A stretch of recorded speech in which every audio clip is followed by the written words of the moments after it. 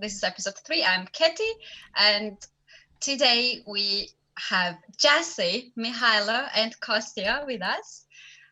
So how are you guys feeling? How are you?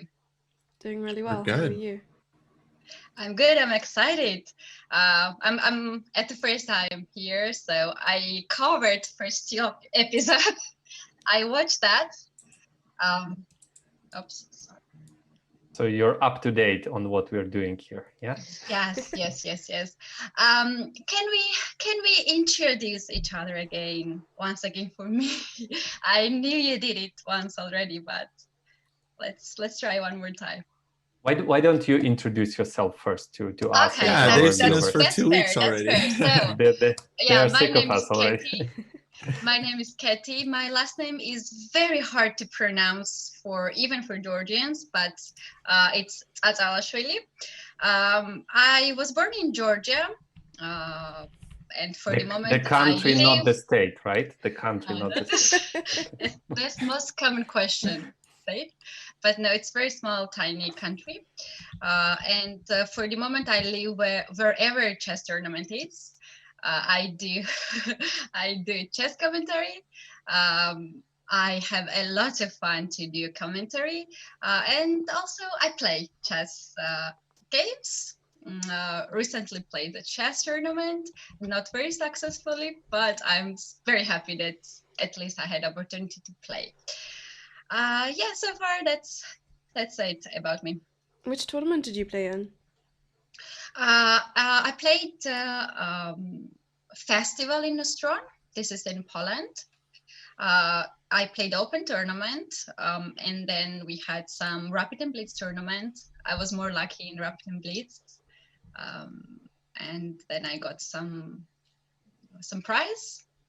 Congratulations. So yeah, in the end That's it was cool. good. In the end it Yeah. was good. Yes.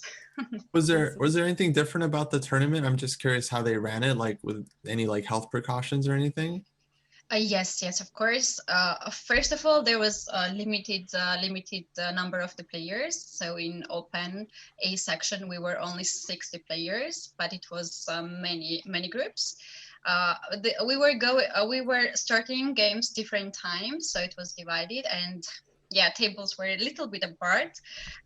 We had to have this. I think it's one of the useful things nowadays with wallet and phone. So we had the masks whenever we were leaving the chessboard, but it was not obligatory to wear it at chessboard or on the Okay. board. So Oh. it was a little bit more comfortable. Mhm. And what was very nice that we had opportunity to just fresh hands every day. There were some equipment everywhere, so we could just go and wash hands and just come back and Okay. And of course you weren't shaking your opponent's hand, right? yeah. Actually, yeah, for the first game I was curious how to do it, but then everybody just shook their hands. So Okay, so you did the fist bump, right? I see. and it's just no Yeah, handshake. because there are some stories, if you don't shake a hand, you get a defeat. But I'm not sure how clearly is it stated in the FIDE regulations. There's what's like Cheparinov with Mhm. Nigel Short, I think, Or and there are Nigel some Short. examples like, right. So does it say specifically you have to shake, or does this count, or elbows? Like what? Yeah, since COVID pandemic time, FIDE made an official statement that it's not mandatory anymore to Okay. handshake. So yeah, I think it's still valid. Okay. That's really cool. So Yeah. how about you? Can let's start from you. Oh, with me? Okay. Yeah. Hi, my name is Jessie February. I'm from South Africa. 23-year-old WIM. I got my title 2016 when I won the African Zonal Tournament. I mean, it's a lot easier for African players to achieve a title. I'd like to think that geographically we're just, unlucky. But then there are some opportunities, so it's quite nice. Then I've been playing chess for a very long time. So for the number of years I've been playing, I should be a lot better. But you know, I've taken on coaching, just embarking to share my knowledge with others. So, um, of course, Ketty, your life is much more interesting than mine. I wish I was living at chess tournaments, but I'm not. But okay, that's yeah, that's me. Thank you, Jesse. When I heard about your age in the previous episode, when you said you are old and you're 23 years old, I really laughed. I really laughed. Yeah, So you're the youngest, I guess, in our group. yeah. Costa, Yeah. how old are you? I'm We're going personal. I think I'm 27. I actually have been forgetting. Oh my gosh, what? The age But of yeah, I'm getting to. 27. No, I have lots to learn, so I'm very honored to be here with you guys. So Costa, it's your turn, I guess. Yeah, Costa, absolutely. please. Well, hey everyone, I'm Kostya. I'm international master. I was born in Ukraine, but I grew up in the United States. And I guess I've been coaching for a while now, like 10 years, playing for quite a bit. Definitely working on the GM title, hoping to score some GM norms eventually when tournaments come back. We're way behind in the US. I think we're like months away from having a normal chess tournament. We're struggling. But yeah, so lately what I've been doing is I've just been doing a lot of streaming. My main channel is called Chess Dojo, where I work with Grandmaster Jesse Cry and I am David Pruis. And now I'm very excited to be part of CoChess because coaching has been a big thing for me the last couple of years. So excited to be with y'all. Awesome. I like the y'all there. Yeah, now it's my turn. Yes. My name is Mikhailo Alexienko, which is quite hard to pronounce for a lot of people. And Mikhailo, it's Ukrainian. Michael is the English version of my name. Grandmaster from Ukraine. So I was born in Lviv, Ukraine. Kostya was born in Kiev, Ukraine. So go Ukraine. And been Grandmaster since 2005. I'm 33. So I'm the oldest person since Jesse Cry is not live today. I'm the oldest one here. So listen up. Oh my gosh. Yeah. We'll respect yeah, and I've been playing elders. chess. Yeah, some senior tournaments maybe. So I've been playing chess since I was like 4 or 5, and I've been teaching for the last maybe 8 years. And Grandmaster, Ukrainian champion twice already. So hopefully that's not my limit, but with more teaching and coaching at CoChess, it's much harder to even maintain my level, not only make progress. So I can really relate to you, Costa. It's really hard. Like if playing chess is a full-time job, once you hit that your own personal, let's say, ceiling, although I wouldn't call it a ceiling, like a upper barriers that you have to break through, even if with a full-time job, a full-time professional job, it's really hard to improve once you're above certain level. So I can really relate to you in that. I lost my rating since I started doing much more teaching, and my results dropped. It's very hard to combine both. You do learn a little bit from teaching, but mostly you're giving away the knowledge, the energy, and it doesn't make you a better player yourself. So you can feel pity about your coach. It's really hard to make improvements. By the way, for our viewers, the position in front of you is a puzzle. It's not random. It's put on the board. This is white to move and win. And you're welcome to ask your questions in chat and write your solution if you think you've got it. Yeah, I'll just introduce the puzzle real quick. This is like white to play, and I have a few puzzles on this theme. I think just some like warm-up endgame puzzles, and Michaela might have some more difficult like calculation exercises. But yeah, we're looking for the clear best line for white, and actually I would say this is a problem that you can solve with just one move. I'm going to go ahead and say that if someone suggests the right move here, that they probably did figure out the idea. Some puzzles are not like that, like you got to find the whole line, but this one I'm going to give people like the benefit of the doubt. Like if they find the first move, I think they figured it out. But yeah, we'll let people think about this one. Yeah, I'm also thinking. Yeah. You guys have the move? Yeah, there's some suggestions already. Yes. But while people are thinking about it, I think it's quite an interesting topic where you were mentioning coaching and playing. So the more you coach, the more you lose elo, right? Is this the hypothesis? I'm hoping it's not mostly. true. For me, it depends on the player, I would say. So, for example, when you start coaching, it brings much more financial stability compared to playing. At least that was my situation. When you're playing, you have no clue how much you're gonna earn. You can earn zero in a month or two, you know. So some financial stability definitely psychologically helpful. But from chess perspective, unless you're working with like when hold on, who's the second of Alexander Grishchuk? Wait a second. His name slipped. Is it Potkin? Yes, it is, but he used to. Okay, I'm sorry for like write in the chat if you remember who that is. I played him. I just forgot the last name. Oh my goodness, he has curly hair and a big guy. Okay. Did you say Pac-Man? No, I said Potkin. Potkin. He's a coach. Yeah. No, he actually increased rating when he started being Grishchuk's second. He started playing he hit 2700. I can remember Karbov only with curly hair, no? No. Oh my goodness. I would check my game and get back to you with the last name. But he got to 2700 plus, even though he was a 2600 elo player. He got 100 points just by working with Grishchuk. What? So he took lots of, and he did help, of course. So it's not like he was, feeding him ideas. So he got paid to improve. That's cool. Okay, chat. We can figure this out.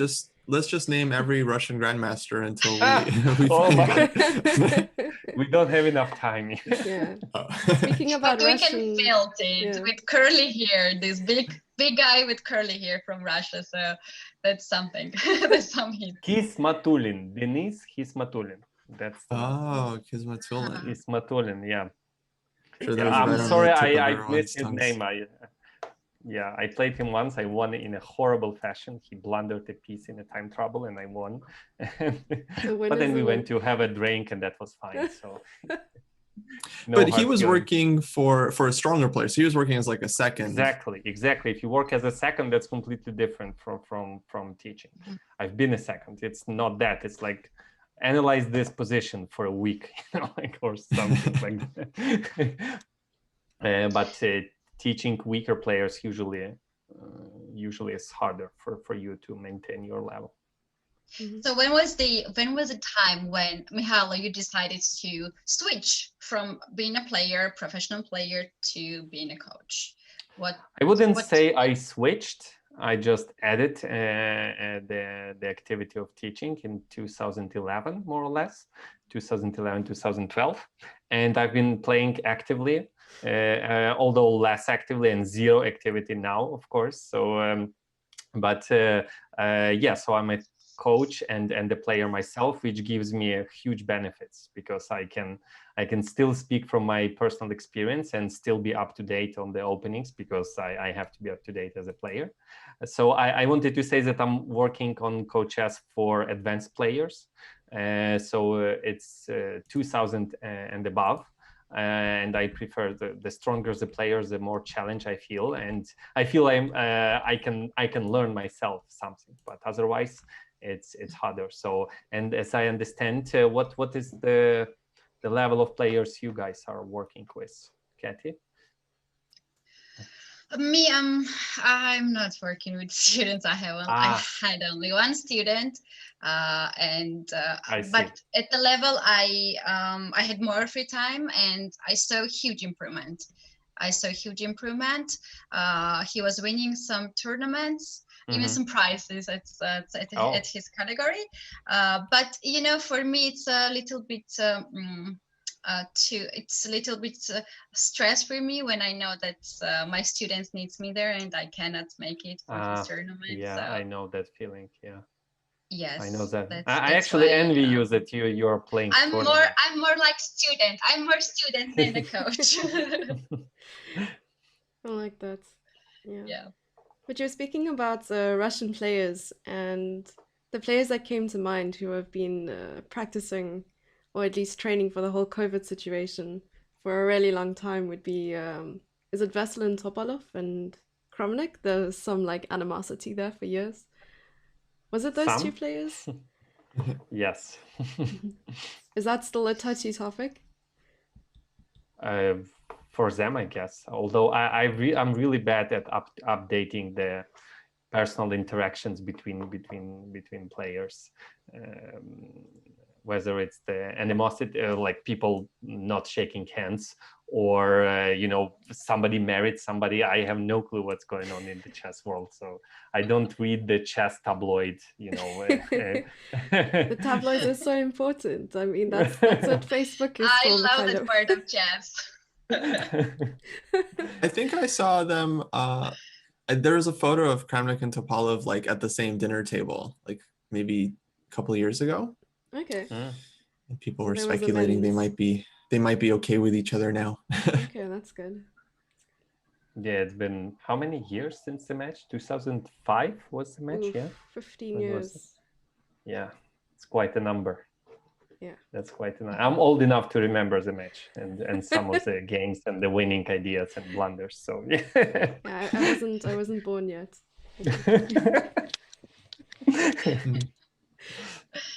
Yeah, during this festival in Poland, there was a special guest, Anatoly Karpov, and it's very interesting story that his very first tournament that he played abroad, Russia, was in Czech Republic, and it was very close to the place that we were.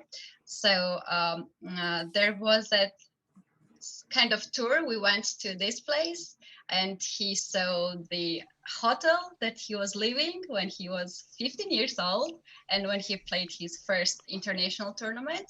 And he told us very interesting story that he was 3 days late because of the heavy snows at the airport. And he was sent to adults tournament, not to juniors tournament, by mistake, and then he had to play anyway. And then in the end, he managed to win a tournament 3 points ahead. So it's like amazing story, and the way he remembers this story in front of the hotel that he was living is just very nice, and of course very historical. And he could remember the names of the opponents, of course, but also the positions. What? Wow. That which game he yes he said that in this close Sicilian position I played this, I played that, and I was like, oh my god, I could study harder of his games. I might know what he's talking about right Yeah. now. No, but that's so cool. You make that emotional connection between the tournaments you play and maybe the opponents, and you know exactly how you felt at a certain moment. I mean, I think that's, Yeah. as a chess player, you can at least relate to that. And know, okay, maybe in 2010 you played this person, it was a fantastic game, and maybe they made some sounds during the game, like shaking their head. So things like that. Yeah. Yeah, we do remember stuff much better if some emotions were involved. Mm-hmm. You know, whether it's too positive or too negative. Otherwise, if in the middle, yeah, we tend to forget. I think, Costa, we have some solutions. And most of the moves were stalemate in the chat. So whatever you do, it's the end of the game, but a draw, not a win. Yeah, I'll jump in here. So, right. I mean, White is doing great. Everything is pinned up, but the issue is that Black has no moves and we're in danger of stalemating the opponent. So any move we consider has to let Black move something. I mean, only piece that really can move, it seems to be either the king or maybe bishop on g5. So key idea here for White is to temporarily block off the rook from pinning the king over on I think h5. we had some suggestion in the chat Yeah, with I this saw idea, blocking the rook, yeah? exactly. Yeah, bishop e5. This is the right move. Forcing black to move the bishop somewhere, either on this diagonal or this one. And in response, white unleashes the rook and will be mating black's king. Let's say bishop d8, we can go here, for example. And then we get the checkmate. I saw a lot of people were trying to set this one up. Oh, beautiful. Yeah. All right, Jesse, let me send you another one real quick.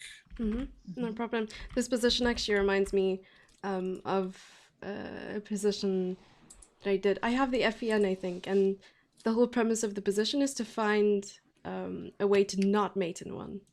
It's not to find the mate in one, but to not mate.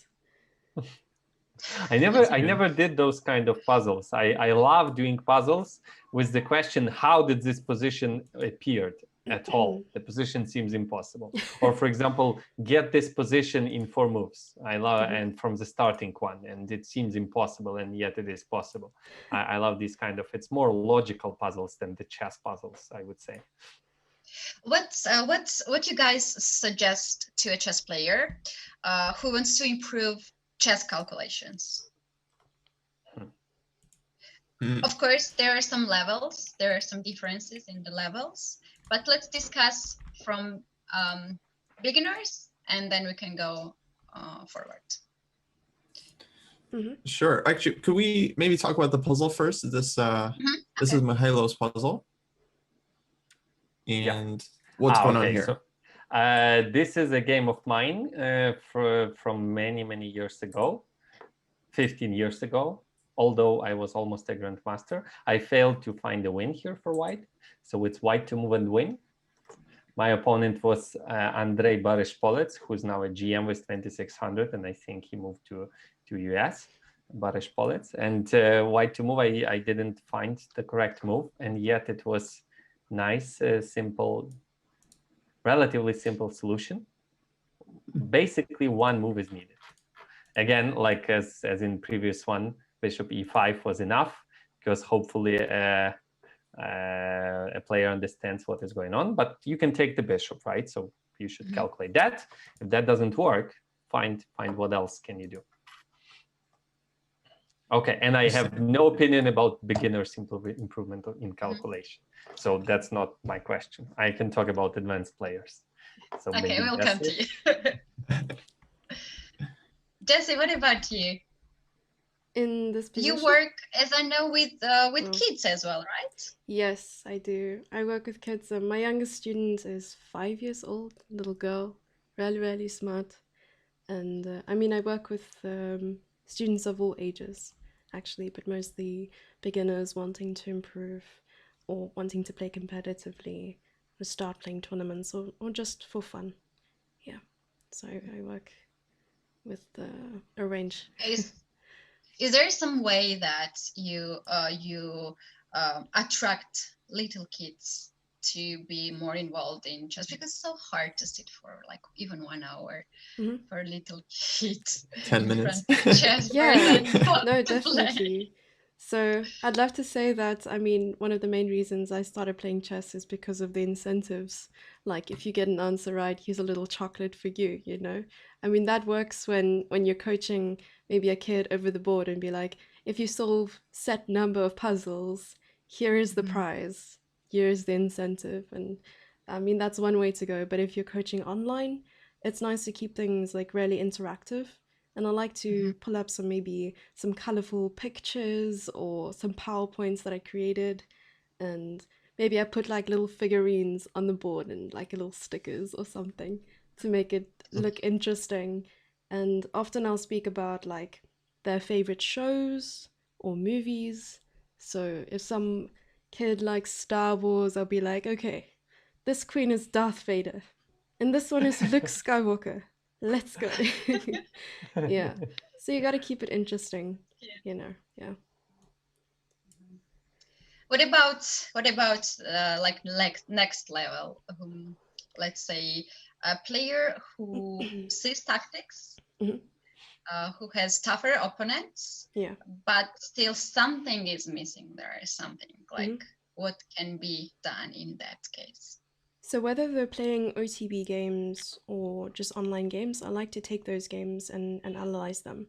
So at least with the games that they've played, you get to see the mistakes they've made. So whether it's, I mean, tactics, there's so many different concepts when it comes to tactics. So whether it be like annihilation of defense or double attack or something like that. I mean, you can identify it and maybe give them tactics relating to that concept.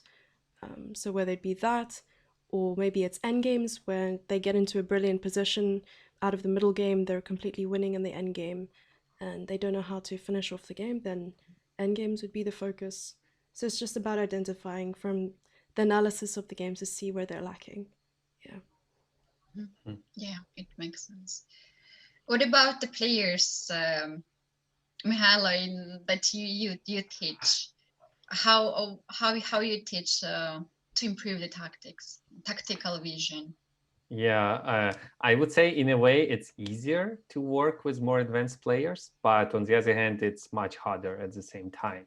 So it's easier because in most cases you don't have to worry about like backrank problems or forks and stuff. All of that is already known for the advanced player, right? So you don't have to search the particular pattern that that person doesn't know and to work in that area.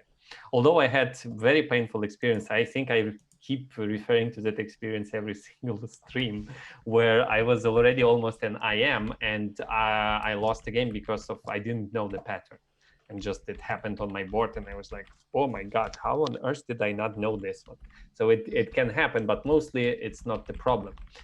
Mostly it's the problem of doing the challenging tactics. So that takes you like 5 minutes to solve. So a lot of people don't want to do it. It's boring to sit there for 10 minutes on one position and still don't get it. It's boring. And yet if you really, if let's say if you already hit the level that you find it hard to make an improvement, yeah, it's harder to make improvements, and the difficult puzzles are the trick to do it. So if you want to improve, so it depends on the problem of a player. If the problem is the speed of calculation, so let's say is not a good blitz player or feels uncomfortable when time is low, then I would recommend doing simple tactics. Just try to make your speed just higher. But usually it's the problem with the accuracy of the calculation, missing ideas for your opponent, not seeing unusual ideas for yourself, etc. So then I recommend difficult tactics. Endgame studies is a good example where you have to, like, I think most of top players are regularly doing, at least that's what I see from the interviews or what they are saying in the post-game analysis, endgame studies. Yeah, I had endgame studies where first 10 minutes I have no clue how to win. I'm just looking at the position. I have no idea. Like I'm looking, I have zero. Finally, I got deeper into the position. I see an idea, and then I see a win. That's it. I have the solution. But I see that it's not the solution. It's an endgame study. It should be something brilliant, not like one move. And I'm like, the next level is like, I see the win, I don't see the defense. Another 5-10 minutes passes, and I'm like, I don't see. And then, whoa, I see a defense. Oh my God, I'm not winning again. And then 20 minutes later, 25 minutes later, I see the way to beat that defense. Very often on the very first move, you have to do something different in order 10 moves later or 7 moves later, it would work. So there are different levels, and that's how you improve your accuracy of your calculation, but really deep, difficult calculation, depending on the level, right? So endgame studies is a good way to improve, but not the very simple ones, like where you have to like find an idea for yourself, then defense for the opponent, and then still make the idea work. Usually that's the one.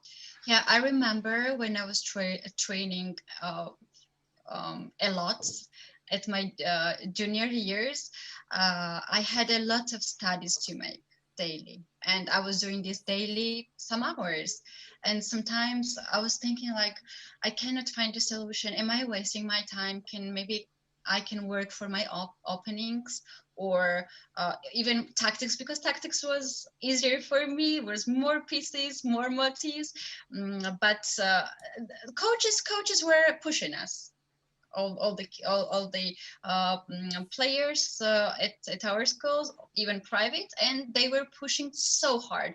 And then I even had some stories that I could not solve.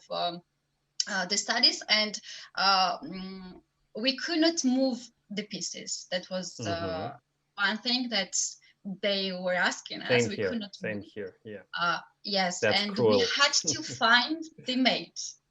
So I even had one story when I couldn't even sleep, and I was thinking about this all night, and it was like, and so at some point it really attracts you, and you want to find the solution. And whenever, but when you find one solution, then another day another solution, you're getting stronger, and you feel it that your speed is different now, and so on. Kostya, I have a question to you.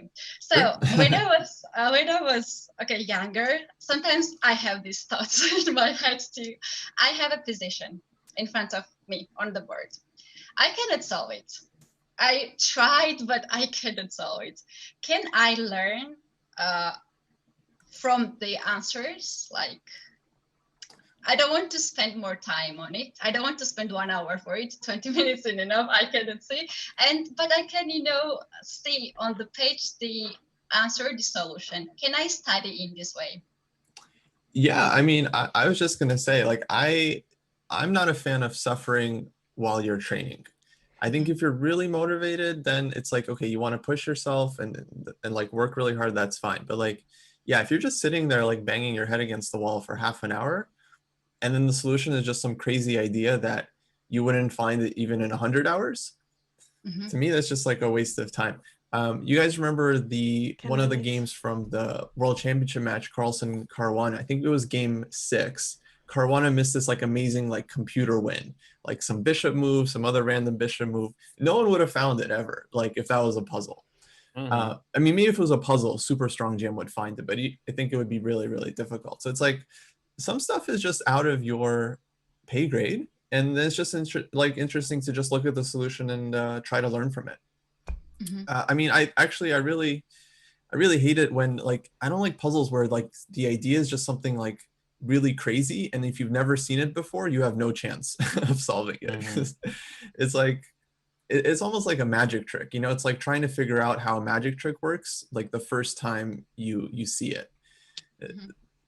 So to me, I think you should try to do stuff that's like, closer to your level, solvable. If you can do it within 20-30 minutes, or at least get close, perfect. I think that's the ideal spot. I like that analogy. Yeah. I agree with that one. You all share this opinion? I actually loved suffering on endgame studies because the ones. So I agree with Kostya that if it's beyond your reach, even theoretically, it's not a waste of time, but it's not effectively time. Time is not used effectively when that happens. So that's one of the reasons to hire a coach.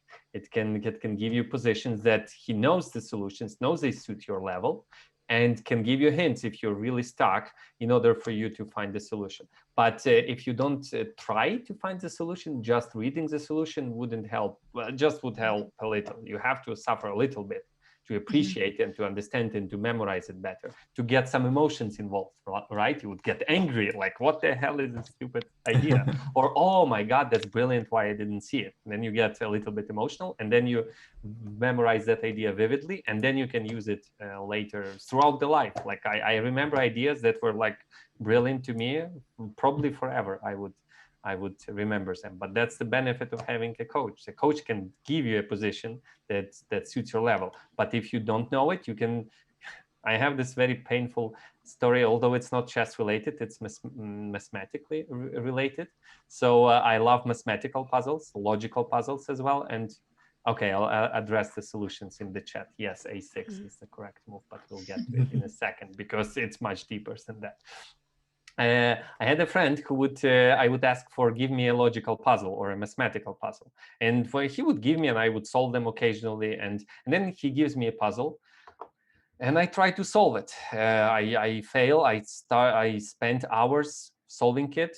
I try to write even a code to make some computations, not even a piece of paper. Like I suffered a lot, and then I forget about the puzzle, and then he reminded me about the puzzle, and then I suffered another few hours, and I'm like, oh my god! And then at some point, I see him on the street of in front of our university, and I'm like, okay, I give up. You know, what's you got me. What's the solution? He says, yeah, I have this book of unsolved mathematical puzzles. And I'm like, you stop. He didn't know There's no anything. solution. No mathematician throughout the history has ever figured it out, and he gave it to me. But he gave me a valuable lesson with that I suffered for many hours, but then when I receive a puzzle, whether it's chess puzzle, mathematical puzzle, I need to know that the solution exists for sure. So sometimes if I see a position, I would just set it on my phone in the app, and I would run Stockfish, but I close the moves and I just check whether the evaluation is a win. And then okay, good, I'm gonna solve it. If there's, so I check that there is a solution, and okay, I don't know in advance whether I can find it, but hopefully, so that's a valuable lesson I get from suffering for many hours. Like, okay. Yeah, we all need a friend like that. Here in the chat, it's a question why knight cannot take on b5. Let's see this position. We can discuss rook takes b5. We can discuss knight takes b5, and also the winning move a6. Exactly. So let's do that. There's some conversation in the chat, and there are some other. By the way, you're all welcome to ask the questions. We'll try to address them. So the first moves anyone I think should consider here are the captures. So let's say rook takes, the obvious one. Rook takes b5. What would happen then? Seems like winning a piece. No, it's almost losing for white, because there's this nice geometrical idea. Rook takes that, and two rooks, all rooks are hanging, and the exchange will happen inevitably. If white takes this rook, black takes this rook, and if white takes this rook, black takes this rook. So it's not working. White takes, black takes. Actually, white is in trouble here. So actually having the pawn on f3 is, I think, bad here. Anyways, that's so the rook b5 not working. Knight b5 looks good. That's the second move one must consider. Winning a piece, not so fast. The rook is undefended after a6. The knight cannot move anywhere because the rook is, of course, lost. So, and that's it. Black is spinning and winning back the knight, and white gets nothing. Which leads us to the winning move. Then the bishop is pinned, it cannot move. Black wants to go a6, right? So if you play a move like this, black goes a6, and that's it. The bishop is well protected. So white does play a6 with, hold on, I'm going to promote this one. How do I? Oh, yes, that's the one. White goes a6, creating a threat of knight takes b5. Not rook takes b5, but knight takes b5. There's no way for black to handle that. The best thing black can do, like any move, knight takes b5. That's it. The best thing black can do is to take here, which is, and then try to unpin like this, which is eventually a win for white, but not immediately, because the pawn on a6 will be lost. Maybe the game continues a little bit. So, but a6 was the only winning move, and I didn't see it. I think I took the, even though I was already 2490 was my rank, that year I got my GM title. I didn't see this, just one move. It's just one move, go a6. But it's not just one move. You have to see the deeper reasons behind it, right? Why a6? Why a6 now? Why not rook takes b5? Why not knight takes b5? And then you can come to the conclusion of just one move. Yeah, there is the thing that if you had this position, just like we had on the board, we knew that white is winning here. And after some thoughts, we will discuss, review knight b5, rook b5, even king h2. That's exactly the order I went. And then I found a6. We can find out that. But when it comes to the game at the chessboard, we have different situation there. We have like less time. We are more tired, maybe even exhausted, emotionally tired, right? Yes. So how can we feel the moment like a6? Good question. That's a great question. You drink a Red Bull and then you just go for it. You fly away. I I think if there was a universal answer to that question, people would never blunder. So, but I can only give my best advice is you have to be excellent at home tactics calculation to be kind of good over the board, because of the reasons you just mentioned. You're tired, you don't know when to look for tactics. You have this hint of the fact that there's a win, that's like more than 50% of the solution itself. There are plenty of top level grandmasters blundering, but I'm 100% sure if somebody walks into that position and pats them on the shoulder, says, come on guys, it's a blunder, 2 seconds they would see it, and yet they were not looking for it. So I don't think there's a definite answer to it, but maybe it's not the worst idea to always look for a win. It doesn't take too much time to check the forcing moves you have. Here white has 2 immediately forcing moves the captures, and maybe you can think, okay, how can I make them work? So always assuming that that your opponent blundered. I don't trust my opponent's calculation. I always assume that there must be a mistake and I'm gonna find it. So glass half full, basically. When would you say is like a good, sorry, Katie, when would you say is like a good time to start working on your opening? Because I once had a coach who told me, don't worry about the opening until you've reached 2300. And I've never reached 2300, but I have worked on my openings. When would be a good time to start? It's a good question. Oh my God, you have some tough questions. Hold on. Yeah, you obviously have to do some work. You cannot be on move 1 like, what do I do, right? Yeah. So, but at what moment do you stop doing the I'm not sure if I'm the best person to address that, because I got my titles before online computer chess were available. There were no engines, no huge databases updating all the time. So almost no internet. You'd have John Nunn's opening book. There you go. Go study. I was when I was going to national championships, I was carrying the books, A book, A, B, C, D, E, all the how do they call? I forgot the name. Like these thick books of opening theory. I didn't have a laptop, nothing. I carried the book with me, 5 thick books, and I would open and I would look for that. That was my opening preparation. Until I remember that kind of period too. I think we're all those people here because Jester has no reaction with it. It's like they did not experience this kind of things.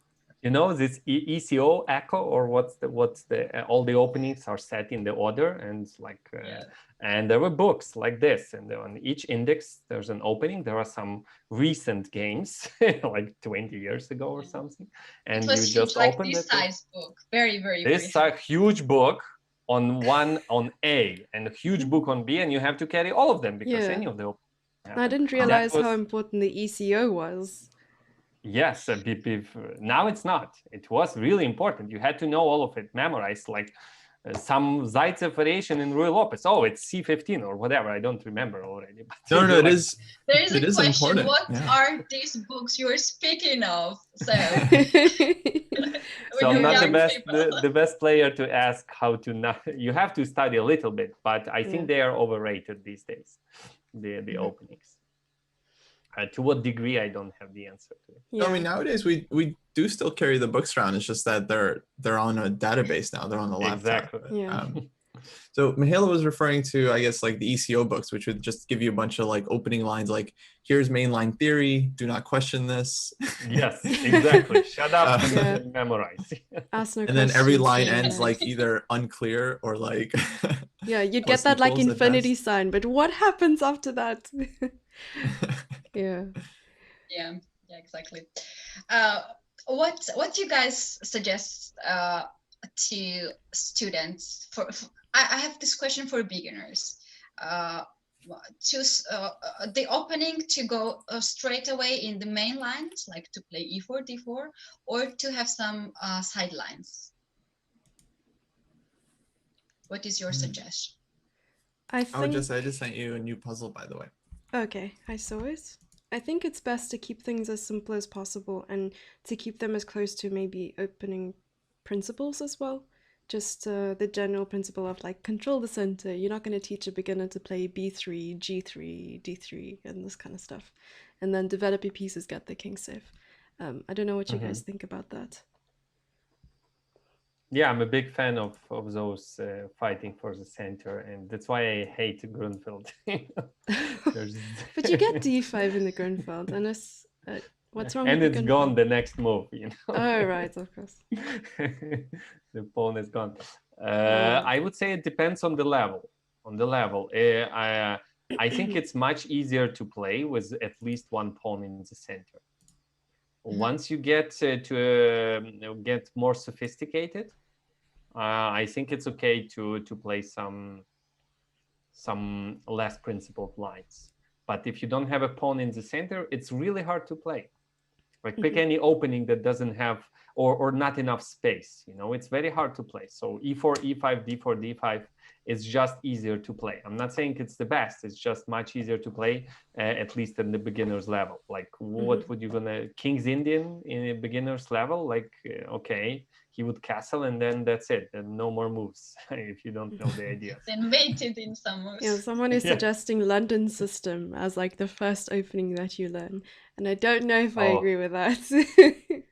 I was taught London system more than 20 years ago. Wow. So my first coach before Grabinski, he took me to a next level, and then I hit my ceiling, and I came back to Grabinski, and he took me to all the titles. So all I was playing was London system with white and Scandinavian with black. Everybody played e4 back in the day. So Scandinavian with black and London system. That's it. And then I went to Grabinski and he says, no, these are just Sicilian now for black and e4 for white. That's it. So, and 20 years later, now everybody's playing London system and Scandinavian because Magnus Carlsen is playing those in Blitz, you know. He doesn't play in classical chess. Have you noticed? He doesn't play in classical chess Scandinavian or London system.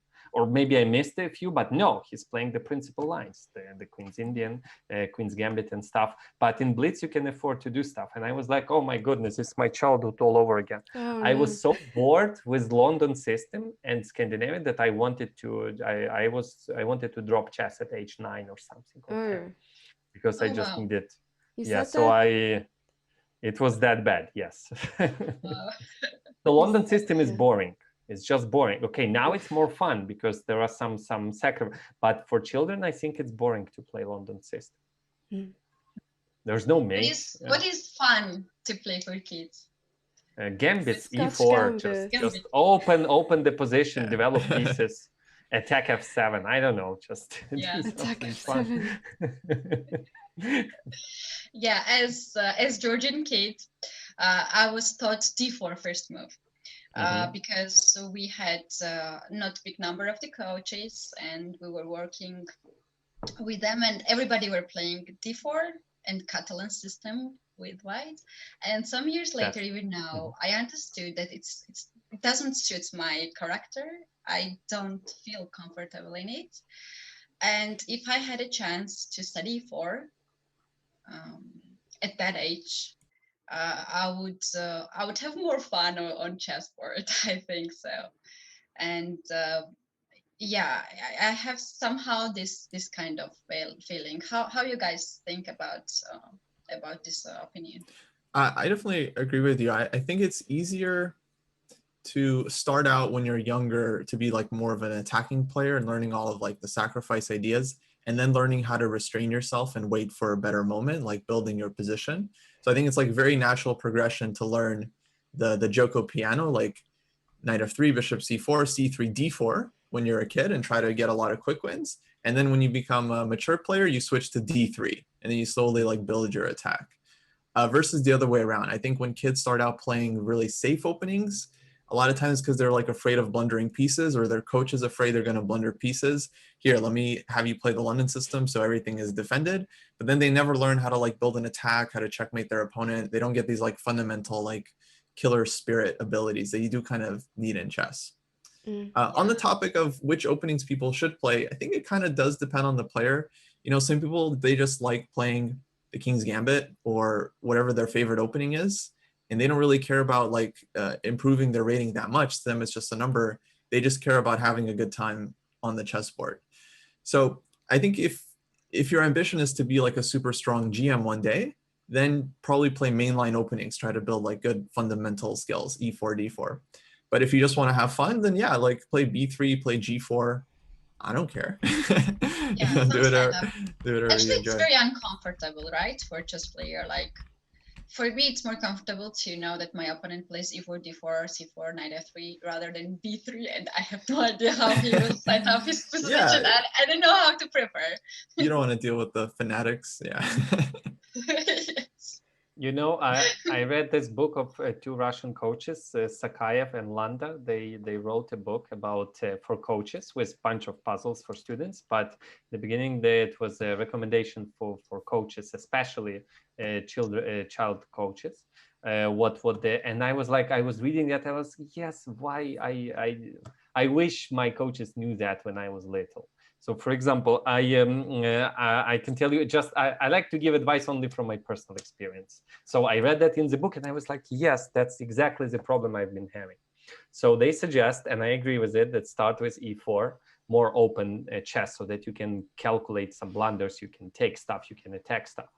But that is somewhere around I know 1700 or something. That's really approximate number.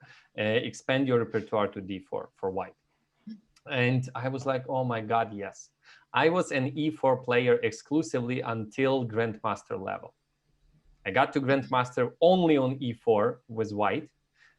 So it's not necessary to do it. Yes, that's But the older you get, it is almost impossible. It's really, really hard to add a new first move. It was so, because I know so much. I can get in trouble there. I can get in trouble here. I'm just afraid. Know that you will get trouble in there. Exactly. But when you're a child, your coach tells, now you go D4 and E4. Yes, D4, knight, just D4, C4, knight, C3. That's what you do. And then you castle. And the kid says, yeah, sure. Right? But when the adult, you tell, oh, what do I do against that line in Grunfeld? I don't know. Or what do I do against this? What do I do? So many questions. And it's so hard. Till this day, I'm still struggling to playing even the first move D4 psychologically, you know? Because I didn't, when the child is growing, just add a new opening. Especially a good idea to add a new opening if it seems that a child or an adult, doesn't matter, hit let's say a wall, or it cannot improve. There's no improvement for a year or something. Something is wrong, some new fresh ideas are necessary, new opening, new pawn structures. That could really just help. It helped me a lot on Grandmaster adult level. Can only imagine what magic it can do in children. They get excited. They are really happy to play something new. So I would E4, and then when I was reading those suggestions to coaches, I was like, yes, that would be awesome if I didn't play London system until I was 10 or 11 exclusively. And then I only switched to E4. So it's like now it's really hard at the adult level. So that would be my observation. Yeah, we have a very interesting question about time management. But before that, can we discuss about the position that we have on the board? Sure. Well, it's white to play. I've been watching the chats. So far, I see one person in the YouTube who seems to have solved it, but actually very few. So maybe we could give people some more time. It's a weird position because all the rooks are hanging, but there are some tricks on the board that we have to be aware of. So I'll give people a chance to orient themselves. Yes. It's white who mates, because black king and white king, they're equally in danger, both of them. Yes, but white has an extra pawn, yes. But yeah, it is white to play and win. I have a joke. What was the last move that black played? Oh my Black gosh. should not have played that move. Black should have played something different. The eval bar is just like +1,000,000. Wait, hold on. Maybe black's last move was capturing on b5 something. Maybe that would make sense. Capturing, or like rook from b3 to b4. From b3 to b4. Yeah, but you can give a check on h3, then take on b7 and ask for a draw. Yeah, okay, pawn down. Come on, no one wants to. Yeah, if you remove the pawn from b2, that's a fascinating position, I would say. Whoever moves loses. Yeah, that's nice. Oh, I gave away a little. Oh, yeah, I was about to say, I know the answer.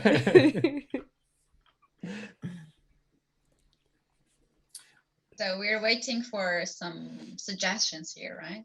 Mhm. Yeah. Mutuals of There's swan. one here, one in the chat of Twitch. Mhm.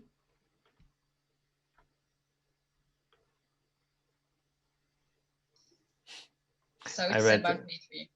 Mm-hmm. Okay, meanwhile, maybe there's a very interesting question, and we can talk about that.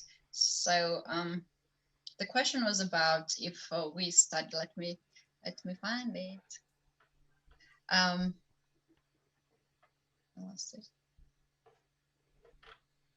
I read David saying in chat on YouTube, I'd want a revenge prank for that unsolvable puzzle. Yeah, I should have had some sort of revenge for all those hours. No, but I really appreciate it. Valuable life lesson for me. It saved me lots of time in the future. I was really angry back then, 10 years ago, but now I'm grateful. Okay, the question I lost, but I remember the idea. So if we study openings by heart, and if we study it and memorize it, that will help us to save some time for middle game and for end game. And let's generally talk about time management in chess. Like, how should we spend our time? How should we spend our time studying chess? Or over the board. Over the board, I think. Over the board, yeah. Over the board. Oh, during over the board. the game, yeah. During the tough one. Yeah, not to struggle with time pressure and so on. Don't play bullet. It depends what are the problems. Some people have a problem of playing too fast, and some people have a problem of constantly being in time trouble. So playing too fast is easy. Just sit on your hands and 3 minutes and then make a move. Just as a rule of thumb. But when you spend too much time, that's hard. That's really hard to fix. I think I have a deja vu feeling, but I always keep talking about this with my online students. So maybe that's the one. It's not solvable, first of all, but there are some things you can do to make sure that you're not spending too much time. Yes, if you know the opening well, it gives you extra time for the middle game. But what I like to suggest is this one. Depending on time control, usually the average time per move is 3 minutes. That's my approximate 3 minutes. That's not a lot. So let's say you have 40 moves in 90 minutes you have to play, right? Let's say you know 10 moves of theory, which leaves you 30 more moves to go, and you have 90 minutes. So that's 3 minutes per move plus 30-second increment or delay, depending what you do, but 3.5 minutes on average. That's very little. So people say, oh, I have 90 minutes, I'm going to spend 15. No. Then so I like to do this one. It's poor time management if you run out of time in 3-4 moves. That's horrible time. If you have 20 more to go and you spend time as if you have all the time. So like spending 15 minutes on the move when you have 90, that's horrible. You are going to play 6 moves and run out of time. And you have to play 30 moves. Really bad. Unless it's a critical moment. How do you know in advance it's a critical moment? Yeah. There I had a game when I spent 21 minutes and I did not blunder at that move, but I had just lost in all the variation and all these candidate moves. I made a move, of course not the best, and after that I just blundered a piece, and I think it was just because of the time that I spent for just one move. And I also realized that the less I think for the move, better moves I make. Is somebody like that too? Because yeah, the moment I fail, that's it. I'm making it and it's correct. And the moment I start to think, I think so much. I won't think about, additional things like what to eat for the dinner, what to work tomorrow, and I'm just getting so lost. I guess overthinking is a huge risk because maybe in the beginning you see like the correct idea and then you start doubting yourself and you end up playing maybe the incorrect Yes. move, or you're analyzing a Yes. combination and you play the wrong move first. That is the Oh worst. yeah, yeah. I guess I can say this from I noticed that when a person spends 20 minutes on a move, I can safely bet that that move would be a mistake. Yeah. That's more than 50%, irrelevant of the level, I would say. I notice it in Magnus Carlsen games or, okay, beginners, not, I don't follow beginners that much. I notice when I spend too much time, I overthink, I see ghosts, I'm not happy with everything I calculated, and I end up playing a move that I didn't even consider. Very logical way to handle the situation. Let me play something I didn't calculate at all.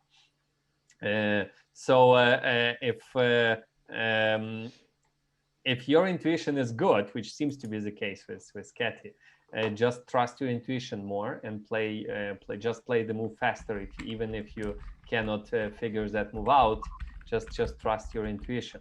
And I think it is worth spending 20 minutes on a move. Okay, people hear this phrase critical moments, but I'm not sure there's a precise definition of that. What is a critical moment? You know it only in retrospect, right? Oh, that was a critical moment. Okay, thank you. So, but I noticed that if you have to do a lot of calculation, that's the critical moment. That's the time well spent if you have so much calculation. But if there's zero calculation, if you're trying to find a small minor detail in some equal position where you have like 3 different decent moves and you spend 20 moves finding that 0.1 stockfish difference or in evaluation, that's horrible. Just play any move in 5 minutes, just boom, because later when you will need to calculate, you would have that time and you will not blunder. So trust your intuition and play faster in simpler positions. But when there's lots of calculation, when you can just lose in one move, yes, that's where you need your time. I have a few thoughts on how to know when you're in a critical moment. Maybe it could be helpful for people. Mm-hmm. Number one, actually, the big one I've noticed, because lately on our channel, we watch a lot of games at club level, players like 1800, 2000, 1700 playing against each other. One thing I keep seeing time and time again is that players make mistakes immediately after making a bad move. They continue to make mistakes. So I would say if you missed your opponent's move, that's a critical moment. You need to stop and think right there, because it probably means you're just not in tune with the position. So I'm talking about situations where like it might be a sharp position. If you spend 10, 15 minutes on your move, your opponent makes a response you had no idea was coming, and it turns to just refute your idea. You can like what players will do is they keep playing fast, or they play into their opponent's idea. They start playing their like automatic reactions, and then the position just kind of gets worse and worse. Where chances are, if you stop and think right at the moment where you think you've messed up, you might still have a way to save your position, or you might still have a good move. Could be a huge opportunity there. Mm-hmm. Second thing I would say is just whenever you get a feeling that there might be a difference between the best move and the second best move in the position. So there's a lot of stuff going on, a lot of stuff hanging. It feels like things are about to explode or about to get out of control, or if there's a lot of pawn tension, a lot of captures. I think these are all moments that could be like red flags to our brains that's saying like, okay, there could be something here. But like Mihailo said earlier, I think most strong players, we do a quick tactics check almost on every move. We make sure that the move we want to play is not a blunder, that the opponent doesn't have any like quick forcing moves like we have to check. And as soon as our opponent makes a move, we often just try to see like, okay, is there any, like, did any checks just open up, just in case, anything I can immediately do. And then if we sniff something out, then we'll start calculating and start trying to break it down. I had a question for Katy. How would you describe the Georgian chess school?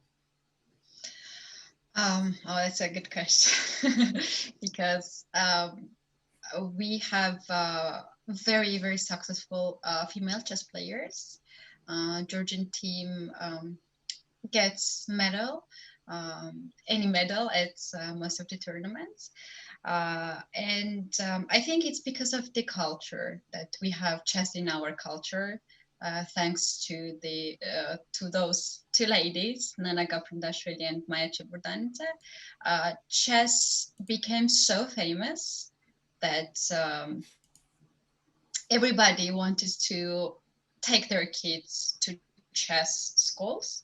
And then also chess has huge support from government, financial and not only. And this is something that motivates families, young kids to play chess. And of course, one of the good points about all these things, chess in Georgia, is that it's huge competition between the players.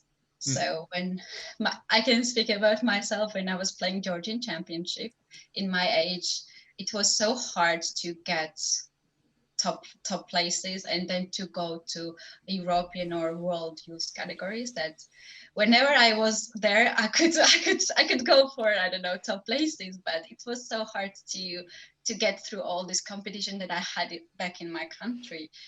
And I think that's really creates strong players, just like happening in the other chess countries, right? There are lots of players and they are quite good players because they are working together and competing each other. So, and yeah, there's a lot of competition. The answer of the question is just we have this in our culture. Oh, interesting. Can you bring your Georgian school to South Africa, please? That'd be great. I don't know about school, but I would love to go to South Africa. There you go. Always welcome. Well, it sounds like there's something to having a very public role model. Like we all know about how chess in India exploded. We know about Norway. We know about the US with Fischer. I didn't actually realize Georgia Iceland, had... by the way, too. Iceland had Iceland? that. Yes, after the match, yes. They had a big boom, chess boom, even though it's a small nation, yeah. So maybe we could just let countries each like have a turn. Like everyone gets a hero. Yeah. And you know what's very interesting, that at that period when Georgian women hold this title, world champion title, when a girl was born in the family, they were named after them. Like Nona, we have so many Nonas and Maya in Georgia just because of them. This is so funny. Wow, that's cool. At some age, like about 50, from 50, 55, there are lots of Nonas and lots of Mayas. Mm-hmm. Cool. So That's I'm naming funny. my kid Ketty. That's great. What?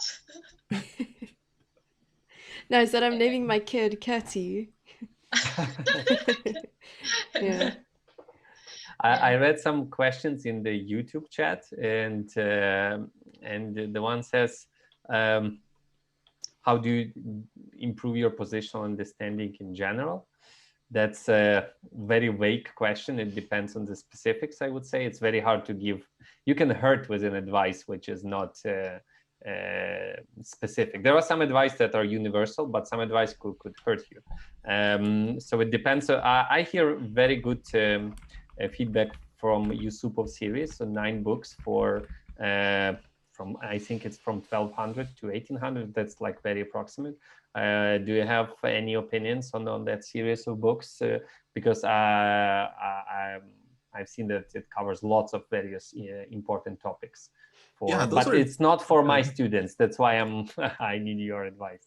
No, I would say they're definitely a bit more advanced. I would say like maybe at least 1700 FIDE for the books. I mean, because it's Yusupov, you know, the guy, he's always got tricks in the positions. pretty they can be tough, but yeah, those are good. Well, yeah, it's always interesting. I think well, actually, like Mihaela said earlier, some things are easier to teach at higher levels. Yeah, I don't have to worry about that. Yeah. No, it's almost like teaching people how to see. You know, it's like looking for a fork or like a weak square. It's like right there. Look at it. Yeah, it's I don't know, maybe a good question for Jesse, like how do you teach positional chess to someone that doesn't know what an outpost is? You know, how do you even start that kind of thing? It's very difficult if you're just kind of giving definitions instead of demonstrating. I feel it's so much better to demonstrate. Maybe you have an instructive game, and then you get to a position where you're creating an outpost and you can show them that. I mean, like I said, I use PowerPoint, so it's just pictures of an outpost and then creating some kind of visual. I don't know, because I feel like it's better to or it's easier to remember something that's more colorful or that's different from the rest, you know. So that way you get to maybe explain a concept. I mean, you can write it down on paper, but how are you going to find it in a game if all you have is a definition? Yeah. How do That's a good you point. Good point. how do you do that, Kostya? How do you, if you only know the definition, how do you find Oh, the no, no, idea? no, no. I meant like what do you do in terms of I don't know, explaining like a positional concept? Let's see. I guess the players I usually work with, yeah, they have this basic understanding of weaknesses and not to make them, and they know to put their pieces on good squares. I would say there's definitely a lot of nuance when it comes to positional chess. A lot of times people will forget the basics. You know, they're pushing their H pawn while their knight is still on B1. And then it's like, yeah, just develop your pieces. it's not that hard, but because there's a lot of information in chess and things can get confusing. You have players, let's say, trying out higher level concepts at lower levels, and it's not quite right. Like you need a little bit of experience to do so. There was a question actually I just saw on Twitch, like, is castling essential? And like, I would say like, yes, like castling is essential. There are some rare cases where like you don't have to castle in the opening, but the only way to find those cases is if you understand why castling is important in the first place. It's because the king is safe, right? So if the king is safe in the center and you can see that, then yeah, there can be like an exception not to castle. But well, I think it just gets harder and harder basically to teach like the nuances of stuff. One of my favorite topics is positional sacrifices. I think that's one that players often struggle with. Even if you show them the idea and you tell them what the compensation, there's like, yeah, but I'm still down a pawn. They don't quite 1, 2, like 3. Yeah. don't quite see the full Yeah. I guess the full picture. But then they justify maybe literally blundering a pawn, being like, but I have activity. This is my compensation, activity of a material. So this is the argument that they have. So you could never win, but there are exceptions to everything, I guess. Yeah, all the rules have exceptions. Yeah, all the guidelines have exceptions. I would say maybe add to the conversation that there are some stuff in chess that is just knowledge, like what is a definition of a weak square, right? And there's something which just takes practice, like calculating variations. You can know all the patterns and yet still be blundering them, right? Because you don't have the skill, you didn't train that skill.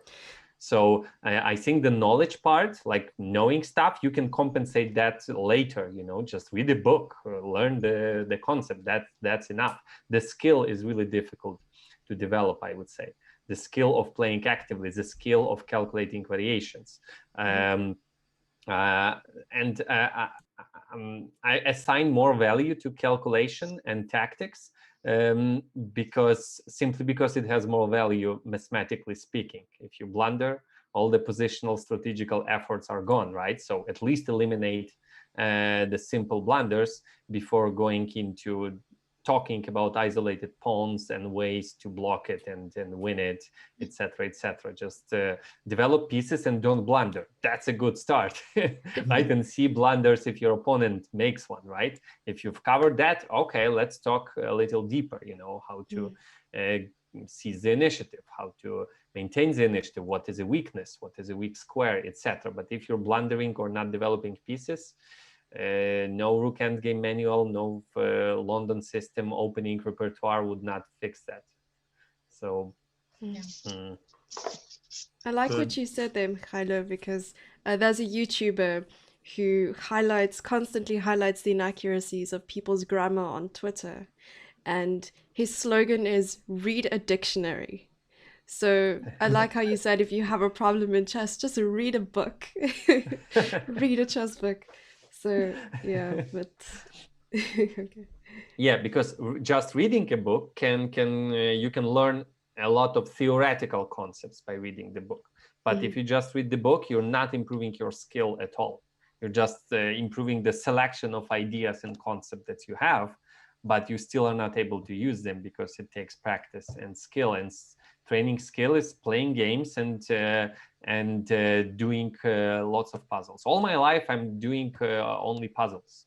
Positional puzzles, endgame puzzles, dynamic puzzles, tactical puzzles, because the game is basically a collection of 50 puzzles. You have to find the best move or whatever the move, how many moves is the game. If you solve all the puzzles, you win the game. Yeah, actually, I think that solving puzzles daily a lot, it also helps you not only classical chess, but also rapid and blitz. Because all you need, if you have a sharp vision there of tactics, you are ahead of everyone. That's very important in fast time control.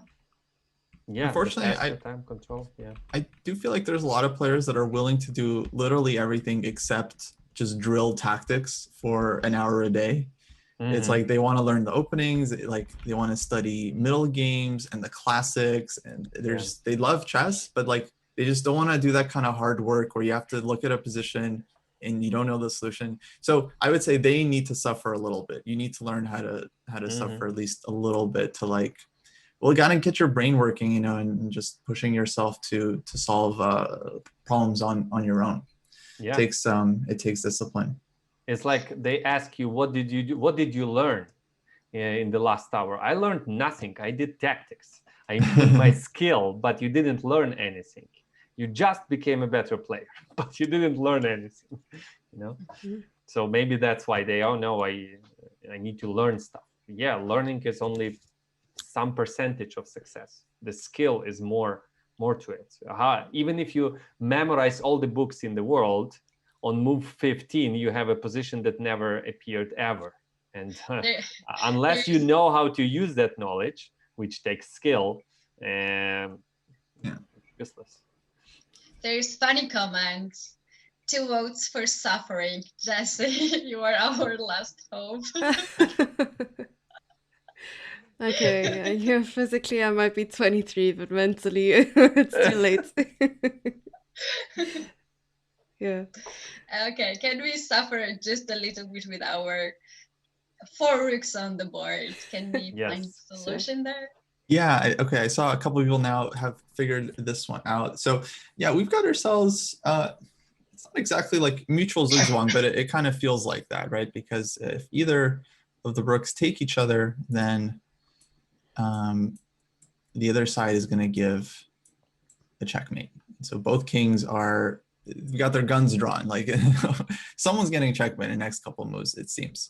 So it's white to play. We can waste a move with this very clever move b3. And now black has to make a move. Once again, if they take the rook, we have g6, checkmate. They cannot move their own pawn, of course. It's pinned. If they move this rook, then white can simply take this rook, and we're no longer getting checkmated ourselves. King can come out. But I would say most interesting question is what to do on b3. Let's say black moves rook to d4. How should white proceed here? I'll give this as a final question for the chat. Yeah, I was looking at this as well. I'm like, but no, it's renewed. All the threats. Yeah. I see there was a comment, Kostya, about Armenian coaches. Is that that you were coached by Armenian players?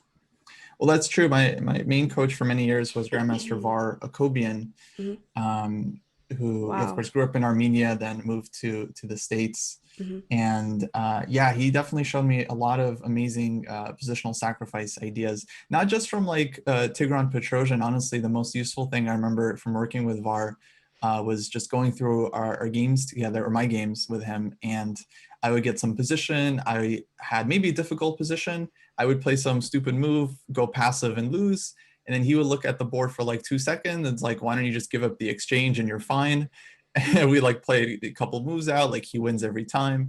And I'm like, oh man, then I started to understand like the power, or it's like, you're in trouble. Okay, you give this pawn, you seize the initiative. Now at least you're having fun. Of course, many other examples, not just defensive, but those were the ones that were always the most impressive to me. Just how easily you can give up a little bit of material as a defender, overtake the initiative, completely turn things around psychologically too. Could be very powerful. Mm-hmm. The games of Petrosian was one of the favorites of mine when I was a kid, because every time our coach were presenting some positions, I knew it would be exchange sacrifice from Petrosian. That's what he usually was doing. And the moment I found it out, I was the first kid who could solve the positions fast. And he was all-time favorite player for me. Here we have suggestions. First suggestion I see in Twitch stream that we have rook d8 and rook g7. Okay, so rook d8 is interesting. I actually didn't really consider this move, but it's really clever. My guess is that black can maybe just like move G5 the rook away. Can you not g5 take it? and then rook d8. That can be enough for draw. Yeah. Oh, take on g5, take on d8. Yeah. Which reveals the correct idea for white a little bit. Yeah. Oh, yeah, it's kind of a simple one, but this is one actually a lot of my students will miss because they're looking for something clever. But yeah, take this one first, take on b5. White has 2 pawns.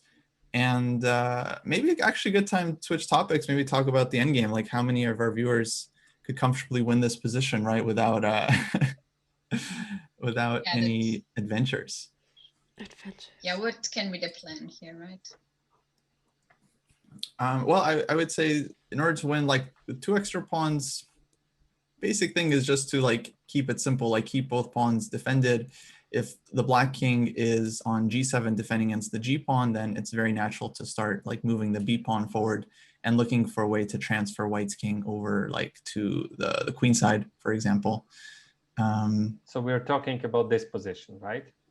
Oh yeah, I'm not sure if it's showing up on the broadcast or not, because it's this one, yeah? It's a variation. Yeah, this one. Okay. Thank you. Yeah. And so you just basically kind of inch forward, and with 2 pawns that aren't rook pawns, I don't think black has any great drawing chances here. Yeah. But that's the kind of stuff I don't have to worry about with my students. That's the benefit. Yeah, I have to worry about more chess, complex. Like in practical game, rook end games are my favorite because everything can happen. So tricky. It's so tricky. One side maybe don't remember some rule, the only way to win, and other side still have chances for draw. And what's very important that both of players are exhausted and they have no time on the clock. So if I get rook end game from very bad game, that's not a safe, but it's a huge hope for me. I maybe get something out of it. Interesting. You guys don't have the same feeling when you play rook end games? No, I don't like rook end games. No. You don't? They're horrible. No, I don't like them. It's always a draw somewhere. It's just I'm terrified of them. I had a game 3 years ago against Mary Arabidze, and she beat me in a rook end game. Oh. And I had a better rook end game, or at least equal, and I managed to lose it. So I don't like rook end games. We in Georgia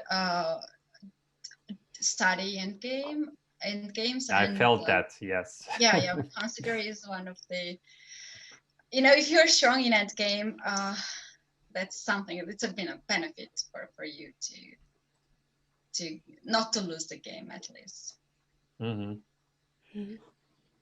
I don't mind rook end games. I don't know. I think they can be fun. I don't like having bad rook end games. I would say I really dislike, like my least favorite position is like pawn down and your structure is worse, but like maybe it's holdable, so you have to keep fighting. You can't just resign. those are my least favorite kinds of positions. But on the other side, I love those. Pushing, when you have even just like a better structure, don't have an extra pawn, so pleasant. Oh man, and your pawns are defended. I mean, that's why we play, just for that experience, I think. So Really. you I like have the playing opposite good of positions, this. yeah? Yeah, absolutely.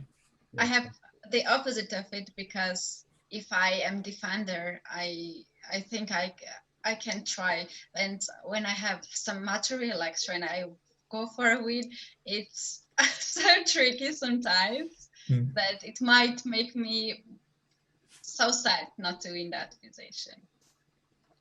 Yeah, there's a lot of pressure. Mihailo, do you want to put up another puzzle on the board? Yes. Otherwise, yes, Okay. Can I jump in for a I send second? it to our internal chat.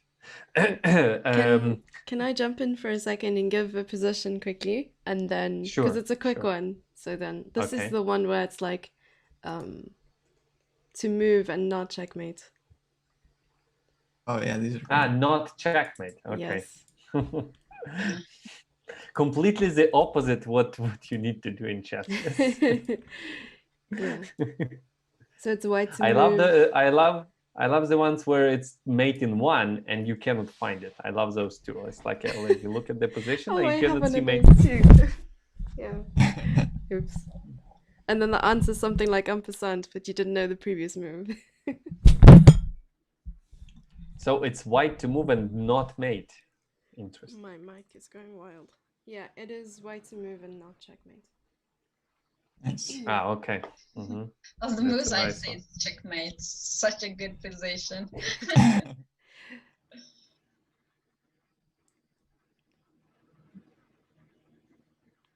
Yeah, my mic has seen better days.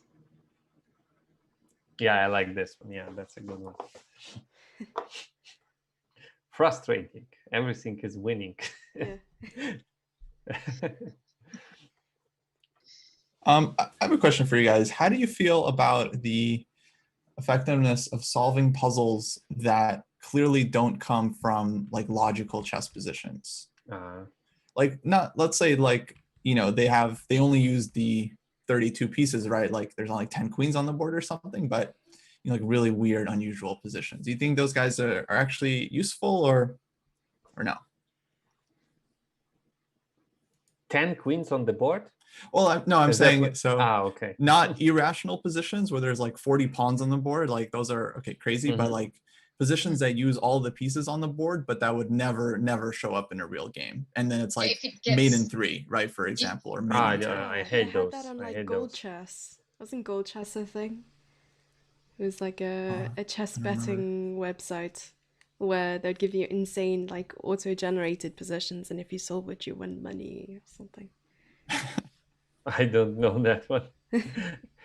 Yeah, I'm not a fan of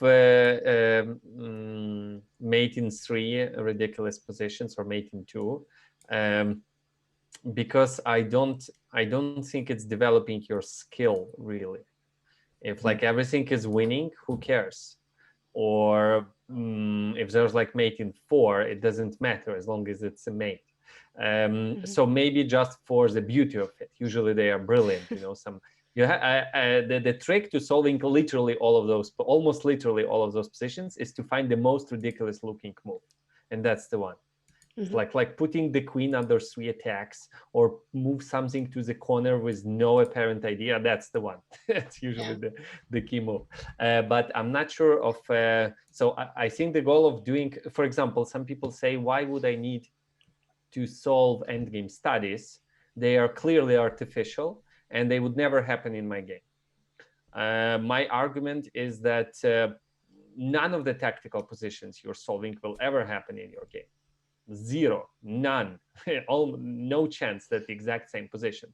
But the idea behind the solution can happen, right? And you need to train so you're learning an idea and you're training your skill of calculating. And so I do like endgame studies because even though they could never happen, they can broaden your list of various beautiful ideas in chess, and you just fall in love with chess even more.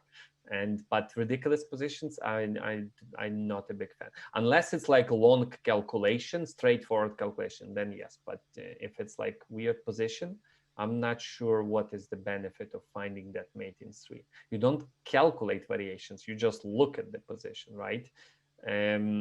What knowledge do you get from that? I don't see. What skill are you improving? I don't see. Except if you just say, I want to have fun and fine, then yes. But if you said I trained myself 3 hours, I was suffering on that one position, it's not the best way to go, I think. I feel like if you want to fall out of love with chess, just look at those. Yeah. Is here to moves to mate? So it's actually white to move and find the only move that isn't I checkmate. think I found Okay, an idea. okay. I'm not sure about that Cool. because I was staring at the position for so many time. Oh. I like this question from Neil Bruce. Do you agree with Jeremy Silman that king, knight, and bishop versus king, this endgame is a waste of time for class players? Well, I'm not sure if, does Jeremy Silman actually think that? Because I feel like that endgame is in his endgame book. So I don't know if he actually thinks it's a waste of time, but it is a good question nonetheless. Do you guys think it's worth spending time if, let's say, someone is under 2,000 on that endgame? Yeah, definitely. I mean, we were playing some like female tournament, streamers tournament, and Anna Rudolph got this in one of her blitz games, and she just like finished off her opponent with a knight and bishop, and we were all like, some really top-rated players can't even do this. So that's really cool to see. I saw that, and she was streaming. Yeah, during she's that, streaming and it she as was well. like, Yeah. I know this, but she managed to Yeah. mate. I think it's one of the things that all chess players should know. And the thing is that here we have the comment that Anna Ushanina, who could not mate. Yes, I think it was her. Yes, that was her. And also, so I don't think it's a waste of time, because with a good coach, it would take you up to an hour to master it forever, and that's it.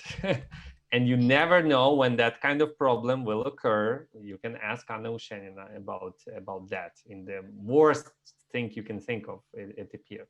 So 1 hour, you learn it, and that's with a good coach, I think that's enough. And that's it. That's like, I didn't learn how to promote one pawn when I win the opposition with the kings. I know everything, but I don't know that one. No, so you have to know it. I have some experience in that when I was a child in my previous coach, that when I was playing London system and Scandinavian, I remember, in my view, we spent a week on that position, but that's like exaggeration in child's memory. What that coach Yuri did to us is he would show us all the ideas, where the knight goes, where's the trick that you have to jump with the knight like this, and then the king stays in the correct corner, what is the wrong corner, what is the correct corner, and then the knight uses this, and then bishop comes back and closes the gate, and that was it. And then he would train us, a group of children. He would give us less than a minute on the clock and 5 minutes to the king and say, go. So we had like 45 seconds to convert it. And it was not an electronic, it was Yantar, old clocks like this. Most people don't even know what that is. Like, there's a literal flag, you just lift it like this, and then the arrow goes, it falls, and you run out of time. So we had less than 1 minute on a mechanical clock to finish from the starting position. So the pieces are far away. So, and that's it, we mastered it. Until this day, I remember it. Oh my gosh. You have to do it, and that's it. You don't need to revise it. No, you just learn it once, and it stays with you forever, and that's it. And it may never happen in your life, but yeah.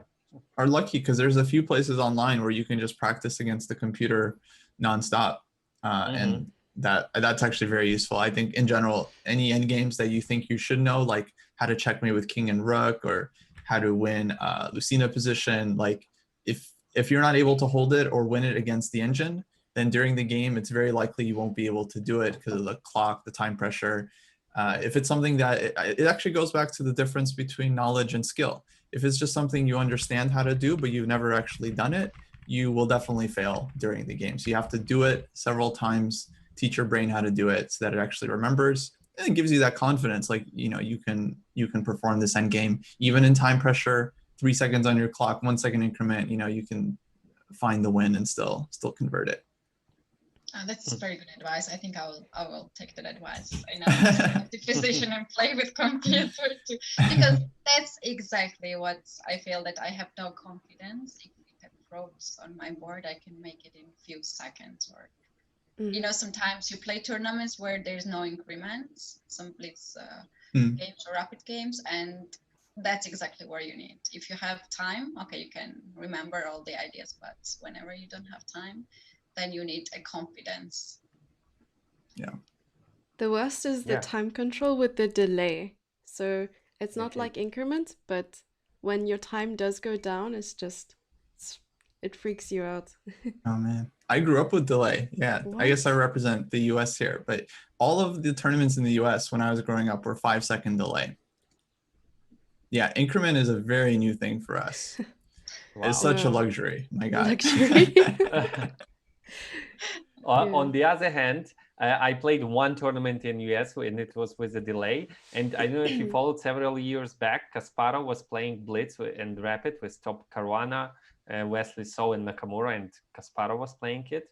Yeah. He didn't have this habit of a 10-second, 5-second delay. He was blitzing out moves, because that's what you train when you have no increment. You have to play fast. If you have increment, you have to play fast to accumulate some time. But if you have a delay, no, you chill.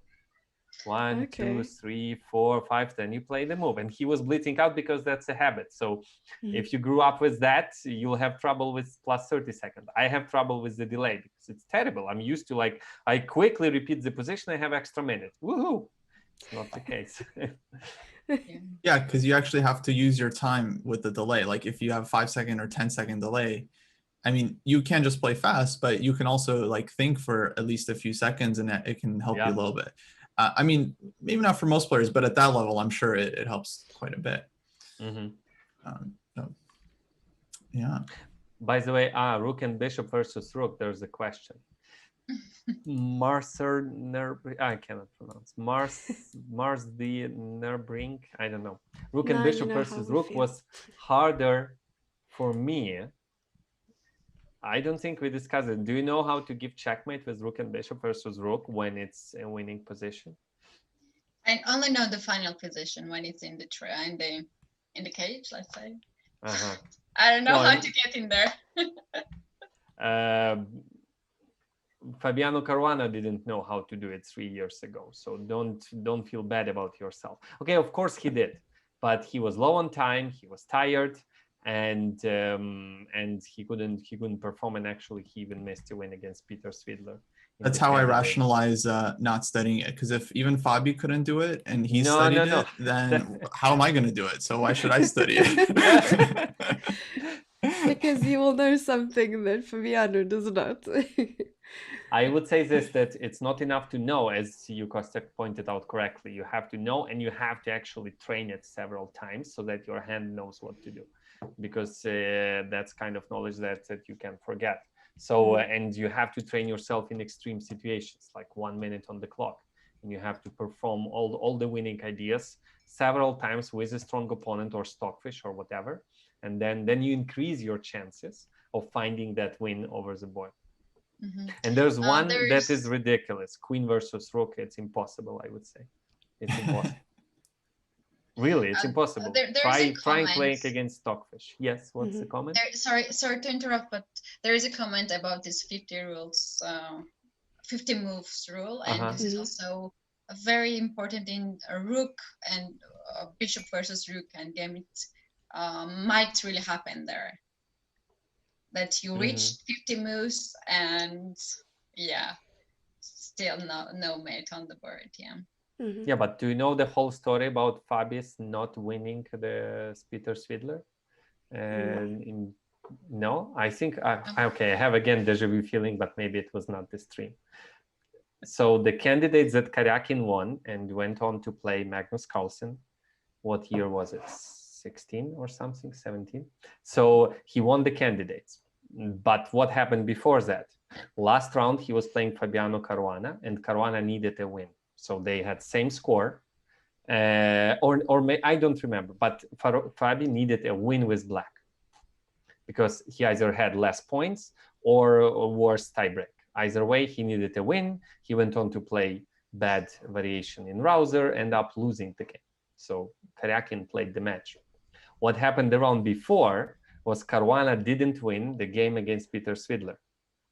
If he were to win that game, draw would be enough for him in the last round against Karyakin, and he could have played Magnus 2 years prior to when it actually happened in 2018.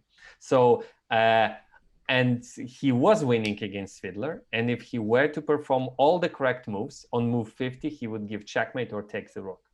Wow. That's the irony. If he does the exact all the correct moves on move 50, he would take the rook. The game is annotated in ChessBase by Sahar Shah, and yes. So if he knew exactly what to do with no mistakes, I'm sure he would make a draw with Karyakin with black, or at least he would have very good chance of winning those candidates. And he didn't. So yeah, I think it was the matter of practice. He knew the ideas. He moved the bishop backwards to control the key square, but he didn't in the wrong situation, etc. Because it was moved like 70 or something, which is often the case. And he had not the advice from Kostya that you have to practice at home. No, but that's the point. I think he probably has. I think he works really hard. He probably has played it out many times, but it's still, I mean, the pressure is insane. You know, I can't imagine what it's like. He might have even been thinking like, oh my God, like this is my candidate's ticket. Like if he realized he's winning that position. Actually, I want to ask Mihailo, because I bring this up and people often think I'm like joking, but have you ever sat on your hands? Is that a real thing that people do? And a question for you guys, like, you ever sit on your hands during a game, or your coach ever tell you to do this? So in the beginning, like when you start playing, I mean, you don't really think all that much, so you just want to kind of move really quickly, get the game over with. But then you reach a stage where you're overthinking. Yeah, so when you're overthinking and you're spending too much time during a game. So I had a larger period where I was spending too much time than rather too little time. So obviously I didn't have to sit on my hands. I had to get off my hands. Yeah. That's so sweet.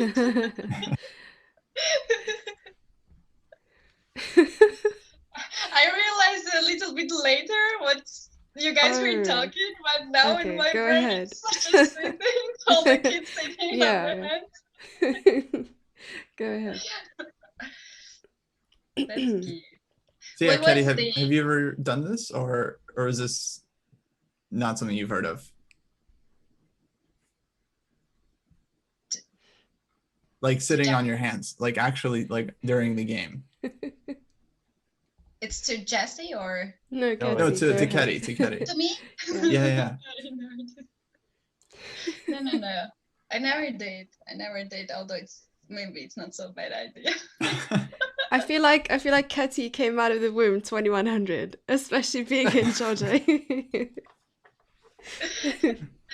No, but I remember the time when we were very small kids and we had to take pillows with us to put on the chair and to sit because we could not reach the board. And you know Sapika Guramishvili? She was the first who introduced us this method of pillow, and it was really good. Then we could see fully the chessboard. Otherwise, when was some, some tension on the board, we had to stand up to see whole board. So when you say you don't, so Katie, when you said you can't see a tactic, you literally could not see the tactic because you couldn't see the board. You know, it reminds me, I'm sure Kostya knows Ilya Nizhnik. I think he plays for United States now, right? Yeah. I remember him a little kid. That's how old I am. Little kid. I remember him too. Everything you remember, I remember too. He was a little talented kid. We were playing a tournament in Crimea, I think. And he was playing Alexander Areshchenko, who's my age. who was already grandmaster for many years, and he plays this kid, Ilya Nizhnik, who was carrying his teddy bear with him.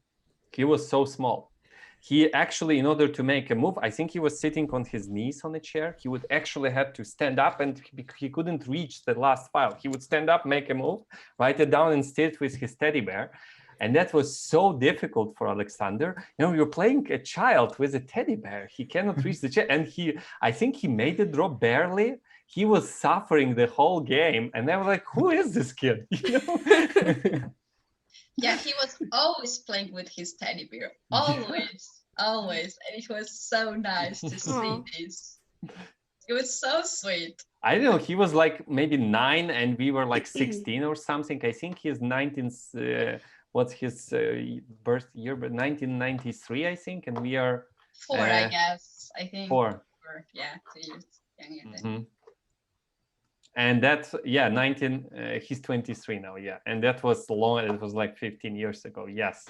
So he was a child and he was beating, or Areshenko barely made a draw. It's so hard psychologically. I cannot, like I once played a game with a drunk person, like completely drunk. You know, it was not forbidden. It was like local tournament. It was horrible. It was horrible. I am white. I play with white. I am grandmaster. He doesn't have a title, maybe FIDE master. At 2200 was his rating. And he was 40 minutes late. And he came with a beer to the morning round. So, and it was like, and he's sitting there in front of me. And that was, so I can understand the pressure Areshenko went through, but it was worse. And now he played some dragon. And I started thinking, and he falls asleep. Of course, of course, you know. He falls asleep like this over the board. And I think for some time, people come behind my back. They are laughing. Of course, I'm a grandmaster. I have white pieces, a drunk person, 40 minutes late. So I make a move. He wakes up, looks around for 30 seconds, plays the move, and falls asleep again. 10 moves later, I was lost. I had completely lost position. I couldn't pull myself together. Like, he's drunk and his hand is doing good moves. I'm like, what is going on? You know? I was like, I complained to the arbiter, so they forced him to put the beard below the table, not above the table. That's the best I could get. And I was like, I see that I'm losing. I see that's it. That's it. Game over. With white against a drunk person 40 minutes late. And I'm like, what do I do? People laugh at me. Like, and I went to a combination, which was false, but I knew he couldn't calculate anything. His hand knew what to do, strategically speaking, or like he knew the typical moves of the attack on my king, and he had to calculate some specifics, and he blundered, and I won. And I was like, oh my god, that was close. That was embarrassing. Like, people were laughing, but at first they were laughing at him. That was the problem. Yeah. Then they were laughing at my position, and I'm like red, and he's sleeping, and I'm lower on time than him because my position is bad already. That was horrible. So the moral of the story. You won that game. Yeah, I did win the game. It's just an anecdote. The name of his chess talks, Anecdotes. So there's an anecdote for you. Yeah, the moral of the story is train your hand so that your brain can forget. Exactly. Yeah. Which is the skill. His skill was great. You know, he just woke up for 30 seconds like, I'm gonna do this, and falls asleep again. It was unbelievable. But so what do you think you cannot report? Like, nowadays you cannot report a chess player who, because I think it's a violation of the rules. You cannot. Yeah, you can drink over the board. You cannot eat anymore. Being drunk, I think, is a violation. Although, yeah, it was many years ago, like more than 10 years ago, and it was a local tournament. It was not even an international tournament. Yeah. There was a question in the chat I thought was good. How do you control your nerves when you're very low on time? This happens, and my heart beats so fast, I can't think clearly, then I lose. Yeah, I think one thing that's helped me, because I often get really nervous in time scrambles, and it's like, yeah, you can't see anything anymore. You have to, or at least one thing that helps me is like to just focus on my breathing and just like making sure that I'm taking like deep breaths, and that can kind of center you. Another thing is like, if you feel like you're just losing all kinds of focus, is like, just try to like orient yourself with like just the mechanics of the board. Like, just look at your bishop and just look at the diagonal that it's attacking, and then look at your knight, and then look at the squares that it's attacking. And it kind of tricks your brain into kind of like grounding itself into the position. You'll start actually seeing like chess moves and chess ideas. You might even be able to like calculate something. I would say if you have time during a time scramble, you like on your opponent's turn, you might want to think generally about what kind of plan you want for your position. Are you trying to promote a pawn in the end game? Are you trying to attack? Are you trying to improve on your pieces?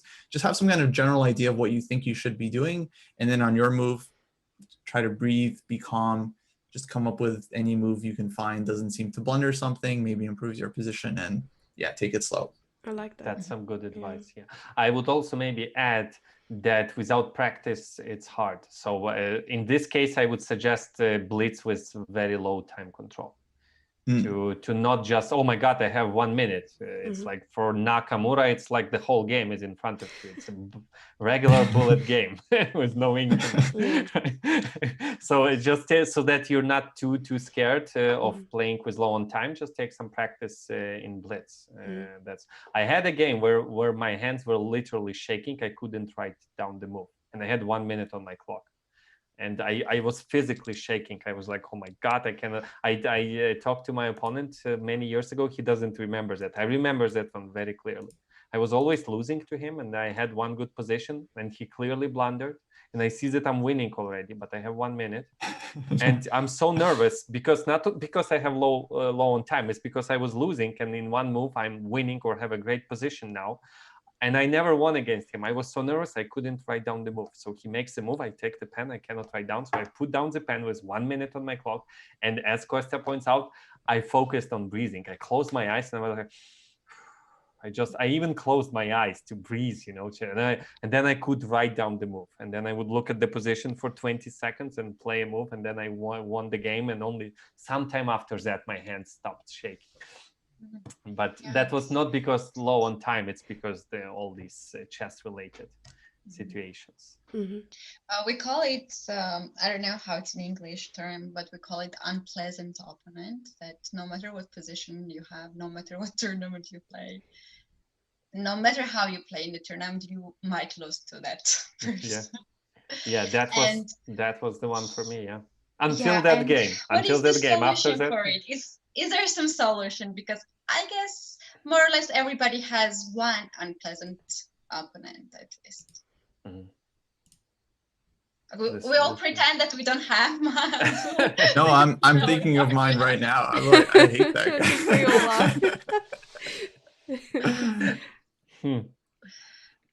guy. I mean, it's a really interesting question.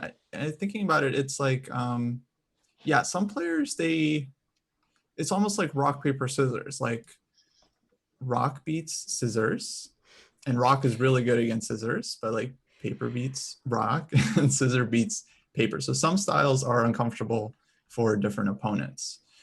And I remember, I had this experience where I would lose to the same guy many times. Actually, there are a couple of players local that I would just lose to over and over again.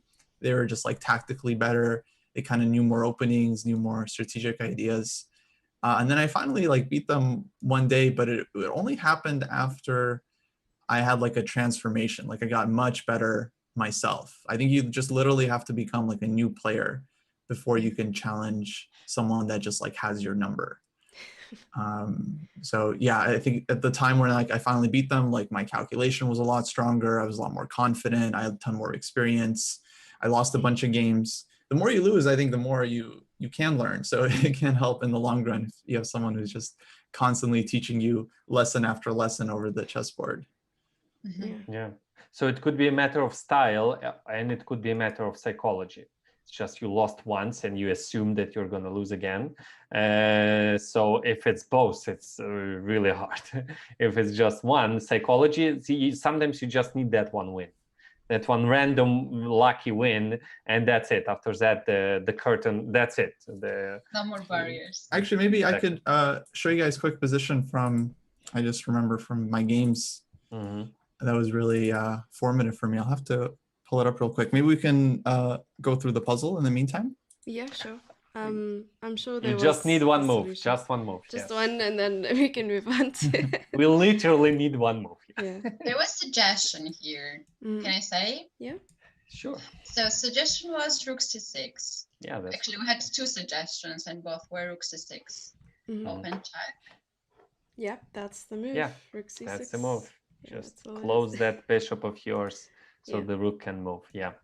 I want to address one interesting question because it was addressed to me personally in Twitch.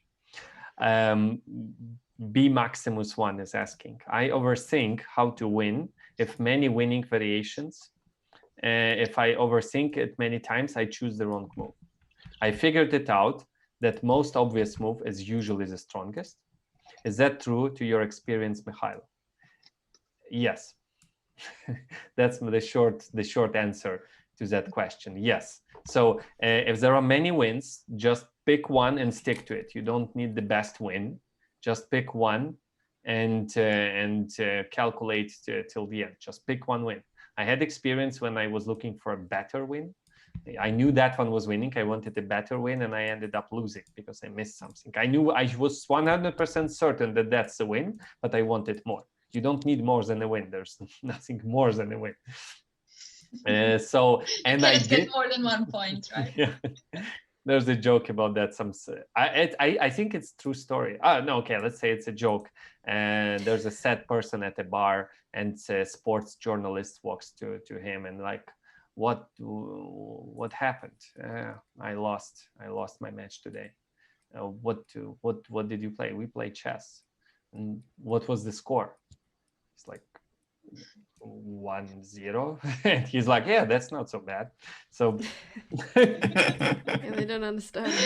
minimum It result. feels like Really good when you use 50-0. that. So there's no more than 1-0. So one win is enough. Just pick a line and stick to it. And yes, very often the most obvious move is the strongest one. Sometimes it needs your calculation. Sometimes just believe in it. But yes, that's my observation on all the levels. In most cases, the obvious good-looking move is good. There's a reason why it's obvious, and there's a reason why it looks good. That in most cases, it would be the one. You also feel it, yeah. You always, most of the times you feel it by the intuition. Yeah, it's much harder to train the feeling. But if you already have the feeling, then yes, that's the one. What kind of the position is this? Yeah, basically this comes from one of my games many years ago against a very unpleasant opponent for me, who basically always around 200, 150 points higher rated. I had this position as white, and black's last move was g5, hitting my knight on f4. And so I guess my first instinct here was like knight h5. And then I thought like, oh, knight h5, I have a threat, rook takes d6, knight f6 check maybe, right? And then I got the idea like, hold on, I can play rook takes d6 here. Sacrifice the exchange first. Petrosian style, okay. Yeah, and actually play you really this position. studied hard, yeah? Games. Absolutely. I mean, to me, this looked very natural. And then I was thinking like, the more I looked at it, the more I liked it. In fact, I was thinking either knight h5 here, maybe knight h3, probably knight h5. And the compensation is that I'm going to switch the color here. Like black's pieces are actually just stuck. Like bishop on c8, rook on a8. It's going to take so long to get these pieces out that in the meantime, white is playing like e4 and going after the kingside pawns. Bishop d3 next move, hitting f5. If white can win both of these pawns, I thought like, looks amazing. Long story short, I decided to play it safe. Bad. And I played like some other move. We ended up drawing. And then later, I was like analyzing the game. And of course, rook takes d6, the engine gives white like big advantage. And the more you look at it, the bigger it gets. So white is like close to winning. And I think it shows the importance of like learning from your games. Because like if I hadn't really analyzed it, I would have just kind of forgot about it. But like, okay, it made an impression on me. I was like, wow, I should have just sacked the exchange. I would have crushed the guy. At least that's what I thought. So a little bit later, I had another game against the same opponent. And Jesse, I'll send you this new position. Okay. Yeah, we should put this position in a database to see who this opponent is. Yeah. Well, adopt their style of play. this mysterious opponent. Yeah. We're good friends now. So it's all good. I wonder if he will watch this and he will It's gonna be like, oh wow, totally unexpected, probably. I have one suggestion. I don't know. I don't know how correct is it, but I I think that if you have some opponent like this that you don't like to play no matter what, maybe it's not even stronger than you, but it's just unpleasant opponent to you. I think if you speak with your coach or even with your parents, uh, you have this opponent at some age, right? You don't have it often. Now I don't have any opponent because for me chess is different, absolutely different. I think, but back then when I was playing youth categories, I had opponent like this, and I never speak up. I never told to my coach or my parents because I was very proud of myself, and it did not help me at all. So from this perspective, after all these years, I think that if you share some thoughts with your coach, that would be a huge help to That's overstep true. yourself. Yeah, communication I think can be really important. Okay. So I think 1 year later or so after the game, I had this position against the exact same opponent. We had some kind of mess.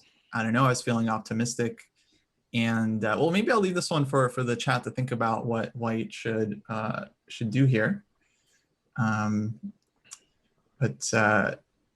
yeah, basically, I saw some opportunity. Once again, it looked risky, but then I remembered my previous experience. And I was like, oh yeah, I remember the last time I was here, I really should have just gone for it.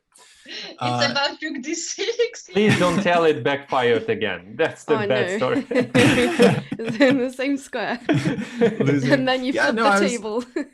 I was looking at rook takes d6, of course. And no, I wanted so badly to make this move work. Yeah, rook d6, knight e5. And I guess initial idea is that, let me get some arrows going. On knight e5 check, we also have the follow-up of knight takes g4 and opening up queen on that rook on d6. So possibly winning 2 pawns and bishop on g4. And no, I was really unsure at first. And then I actually just remembered the other game and I was like, I got to go for it. You know, what if it's winning? I mean, it looks pretty good. There's no reason I don't think it's winning. That's what really bothered me about the last game. It's not like I miscalculated. It was like I thought it was good, and I was like, but I'm not sure, and so I like didn't play it. But of course, yeah, this one I played. This one I was like, yeah, come on. But that's the thing. I think by this point, maybe I was. Can you please show it on the board? It could be hard for some player. of our viewers. Yes, please. Yeah, absolutely. And I think Black has a lot of king moves here. I'm sure I calculated some lines. But yeah, this was one of those exceptions where White's king can end up like safe on the center of the board. And then the pawns ended up being really strong. I think something like king e8 was played, takes, Black moved the rook, and White just had a winning position. Yeah, in this case, it's okay to not castle. Not only because king is safe in the center, it's because there are no rooks left. So that's also a good point. That's the second reason. That's the first one. Yeah. I see another question in Twitch chat.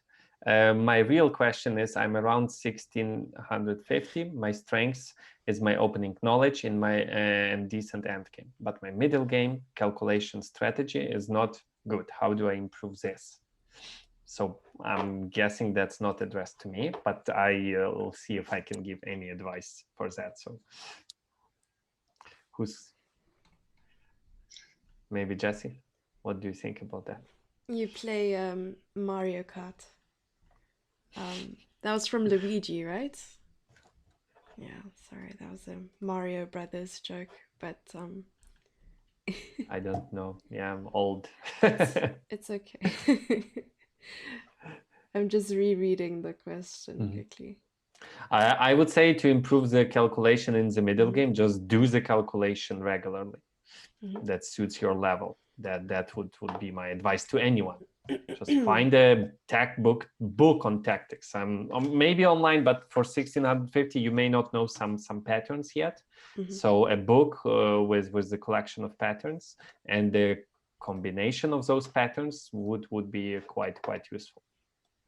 For strategy, I cannot offer a particular book specifically on strategy, but the calculation should be more priorities and strategy, because if you're blundering again, then there are some good books on, I think, hold on a second, Chess Cafe Puzzle Book 4. I think that's the one I like about positional chess. I think it suits to that particular level. Do I study master games in my lines or books? What is most effective? Yeah, master games in your lines, that's a good idea. You need to know your openings and the ideas. Yeah. I mean, there was his own question. a PogChamps streamer who started a couple months ago, and they, even after PogChamps, they just wanted to continue improving their chess. And so after every single game that they played, no matter if it was a blitz game or a classical game, they analyzed each and every game. And just after a couple months, they reached like 1400 on their own. So I think just analyzing their games as well. Because if you're making the same mistake in your middle game each and every time, and you don't really know what's going on, then I mean, you're going to continue making it no matter which book you're reading. But I really agree with you, Michailo. And you know, after the stream, I usually go to the VOD and I make some notes of things I can do myself. Yeah, Costa set a good example of learning on your own mistakes, like literally, even same opponent, same idea, same opponent. Yes, that's a very good lesson. Yeah. I was pretty lucky. This one was like handed to me on a platter. Yeah, I would say it is useful to study games played by high-level players. There's lots of great books with annotated games. A favorite of mine was a book by John Nunn, Understanding Chess Move by Move, which has a lot of high-level games. Like every move is annotated and explained. I think you basically need like a blueprint. You need to see some games of how players win in certain positions and give you some ideas. Then go play, try those ideas out, try to use similar plans.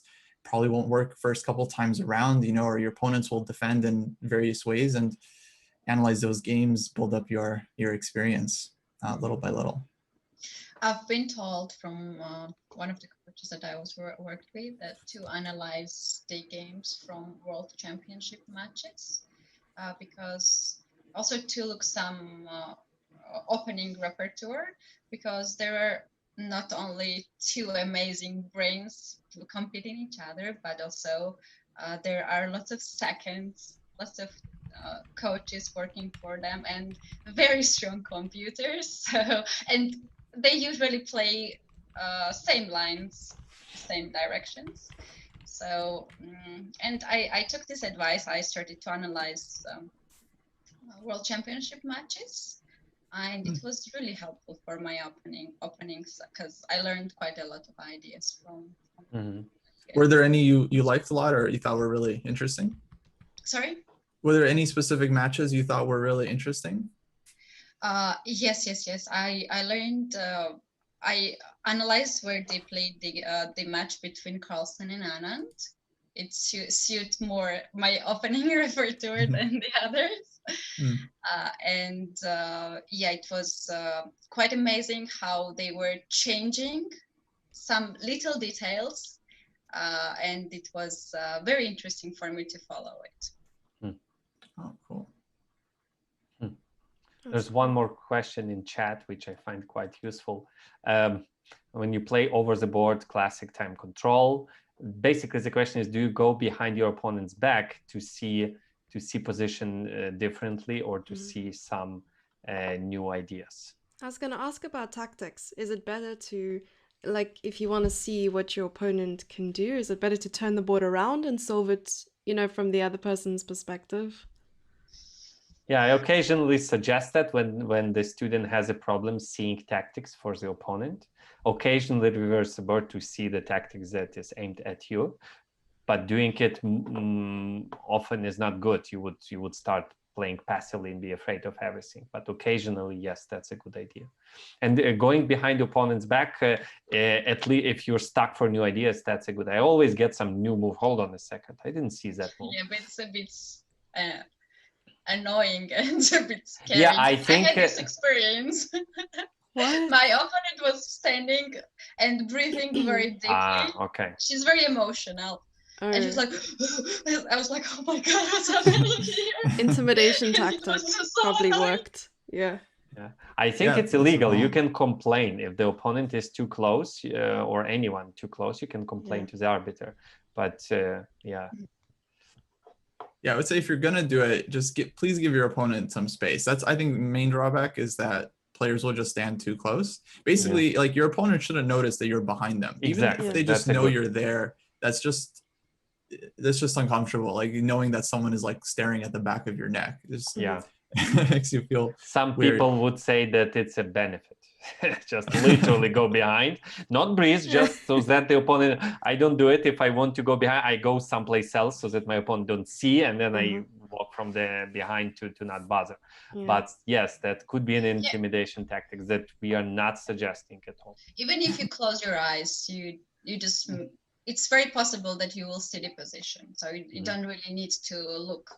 And it's also, it helps me to rest my eyes and just, to be more focused when I have my eyes closed and when I think at position like that. Yeah, I do feel like it's an interesting problem because a lot of people have this issue, like they don't see the moves for their opponent. They don't see the tactics coming. I feel like this isn't the most natural fix because for me, it's like, in order to see your opponent's ideas, it's basically like you're calculating right before your opponent. Like whenever we solve puzzles and we have a new position on the board, our brain like immediately is drawn to like all of the forcing moves, and we immediately just look at every possible sacrifice, like, oh, queen sacrifice, some check, maybe I have something. But then we have all the skills that we need to find the tactic. It's just we don't apply them for the opponent. I think it's almost like psychological. So I try to tell my students, like, put yourself in your opponent's shoes. What would you do? Like, you have this position now. What moves are you looking at? What would you do? And more often than not, they start suggesting like actually reasonable moves for their opponent once they empathize a little bit, like with the position.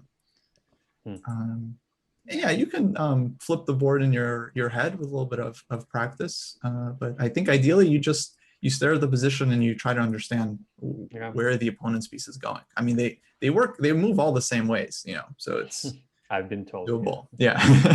Here we have a command to look at the opponent's eyes. That's one of the most annoying thing. Yeah, you're allowed to do that. Players. So there's when somebody stares at you in the eyes, that's so annoying. Yeah, the player I was talking about when my hands were shaking, the last name is Avesculo Valeri from Ukraine. And he's the nicest person in person, but over the board, he's a tiger. He's like, he screws you with his eyes the whole game. He's like, you can feel his, not anger, but like, it's like always looking at you. The moment the game is over, oh, hi, what's up, And I'm like, like two different persons, So yes, that is tough. And this is some legal tactics that you can use, but it can backfire because your opponent can like beat you at that psychological game if you're not good at it. It's tough. I had an opponent who every move I made, it would just look at me like I just hung something. Yeah. I was playing theory. I was playing moves I've played that I know, and he was looking at me and I was still feeling like insecure. I was like, did I mess something up? Like what's happening? But then once he started doing it on like every move, then I was like, oh, okay, I see what's happening here. But it's still, it's still tough. I think it's just something people should just be aware of. Like, it can affect you during the game. Don't ignore it. But is there something that even a rule or just a little thing like this, for example, that you would like to be changed in chess that annoys you, and not only you, just you think that it's not right? Yes, COVID-19. Cancel. Just a new FIDE regulation.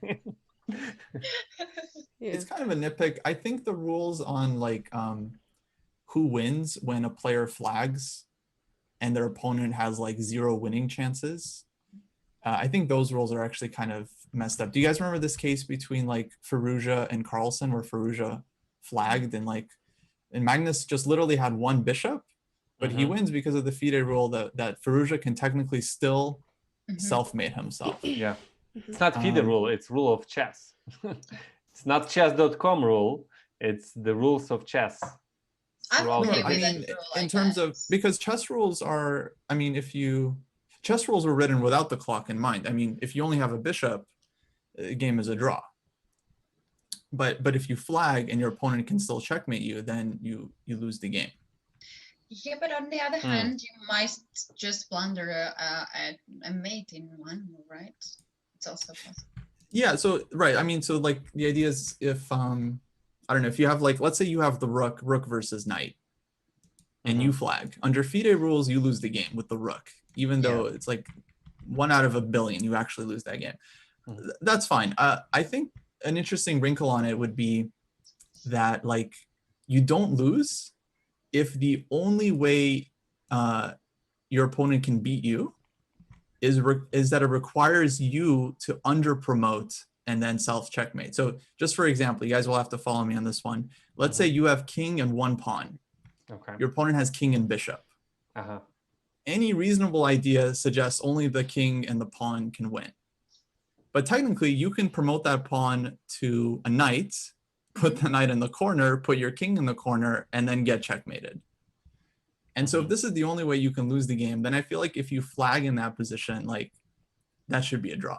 That's my feeling on this one very specific chess rule. For what about example where you have one blocked pawn and your opponent has all the pieces, and then you flag him, and that in order for your pawn to why? What's the difference? It's more ridiculous. The difference is like, well, I guess it's you have to make the rules fair, of course. So you can't like judge those positions. Like, where do you have 0% chance winning? Where do you have 0.001? Like, but if it where's the threshold? Yeah. For me, the threshold is when you have to under promote to lose the game. What about giving up literally all the pieces and then letting the pawn promote? Isn't it less likely? I've seen my students do that. That's doable. Okay. Oh my gosh. Yeah. I think the under promotion thing in that situation, surely the arbiter's call would stand whether he had chosen to call it a draw or otherwise. Or do you think he would have complained about that? Yeah, I think just increment solves all these problems. Just game with increment with all the rules that we have, I think is the so I don't like Armageddon with no increment up to move 60. There was a scandal in Women World Cup several years ago, right? Knight versus knight. That's what I wanted Knight to versus bring. knight in Armageddon. That's it. It was the game of Monika Zochko. She was playing against Foyser. She's living in USA. I'm sorry, I forgot. Oh, Sabina? Sabina, yes. They had both knight and king, or knight and king. And it was Armageddon, so everything was legal, and yet it's a controversy. You can fix it by adding increment from move 60. Just reach move 60, and then of course the opponent would stop playing because it doesn't make sense anymore. So they didn't stop the game, even though it's king and knight versus king and knight. No. White flagged and continued to journey in the World Cup. Wow. Yeah, and actually I heard this story from Monica just yesterday, because there was some case of online Olympiad about this Armageddons that she played 2 Armageddons in a row, and she just shared her experience that she has terrible histories of playing Armageddons and it's really stressful. And she brought this topic that it happened, and it was some case that the pieces were dropping on the board. Of course, like you just make moves, and it's very hard. And I felt like she felt very bad about this situation, and she didn't remember this as a good time that she went forward. But yeah, it's sort of things that it sometimes makes you feel a little bit unfair, that some rules are so unfair that it should be changed at some point, but it's not so obvious what should be the solution. I say I like the solution 2-second increment from move 60.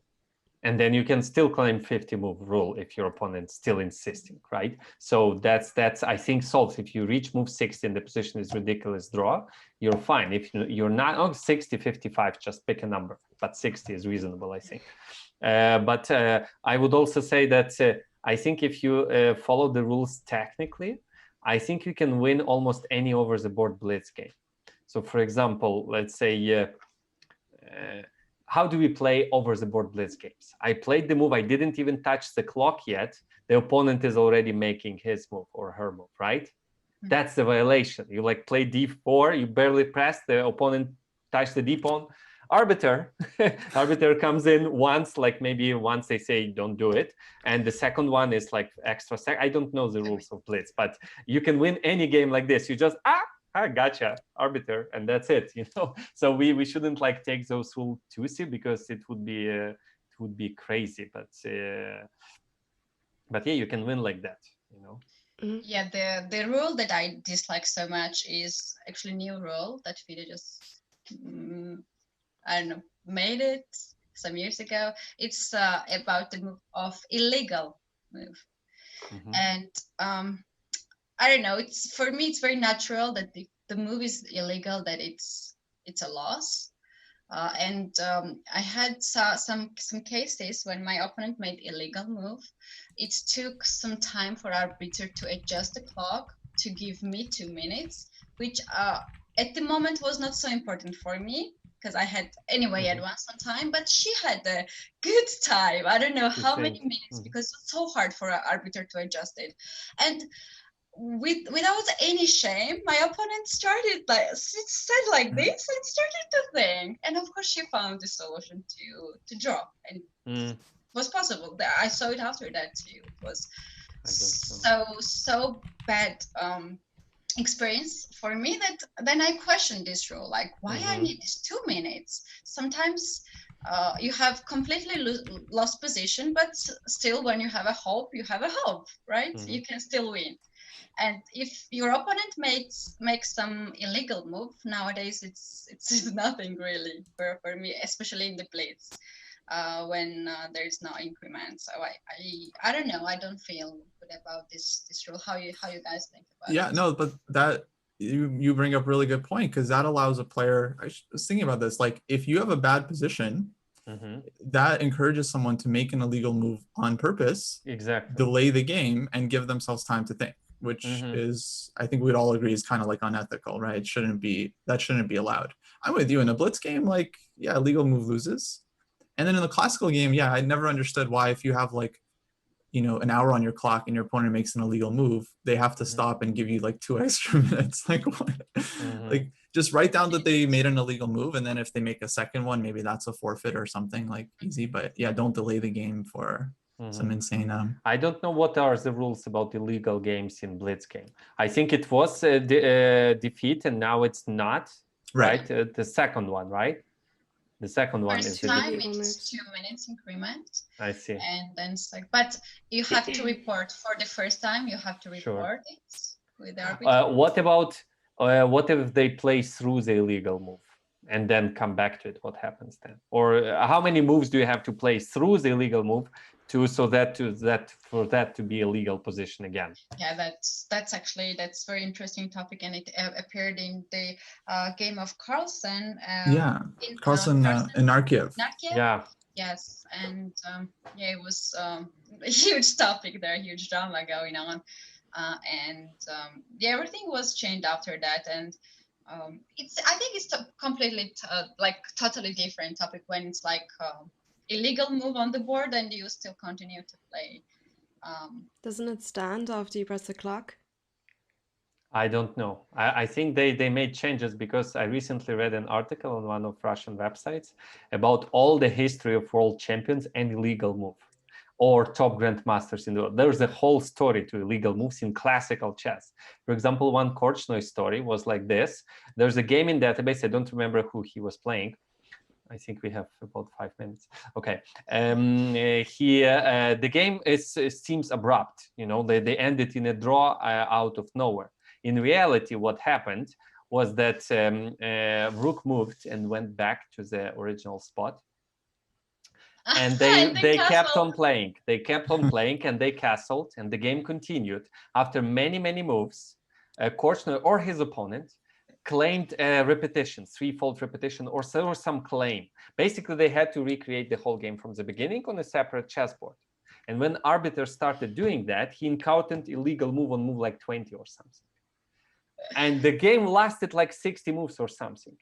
Wow. And he said, yeah, guys, according to that rules, they had to come back to that position and continue the game from when the illegal move started.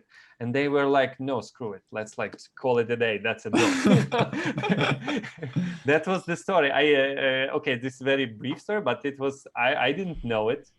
That was the case. So that was the rule. They were forcing you to come back to that position, continue from that moment, and everything else was. Now I think you play through it, but I never read the rules of chess, so maybe.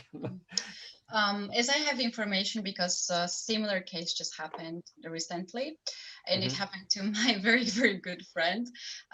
She's from Armenia, Maria Gevorgian, woman grandmaster. She played the women championship with the international master, and she made rook b1 or rook d1, I don't remember. Then she went back on a8, a1, and then she castled.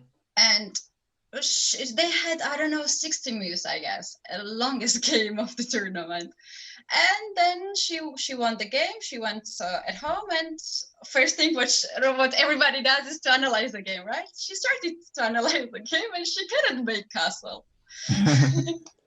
And it was like, she was like, then I realized what happened. And also I was watching the games, her game, of course, and I could not understand why the game's finished in the middle, like it was just beginning, just opening.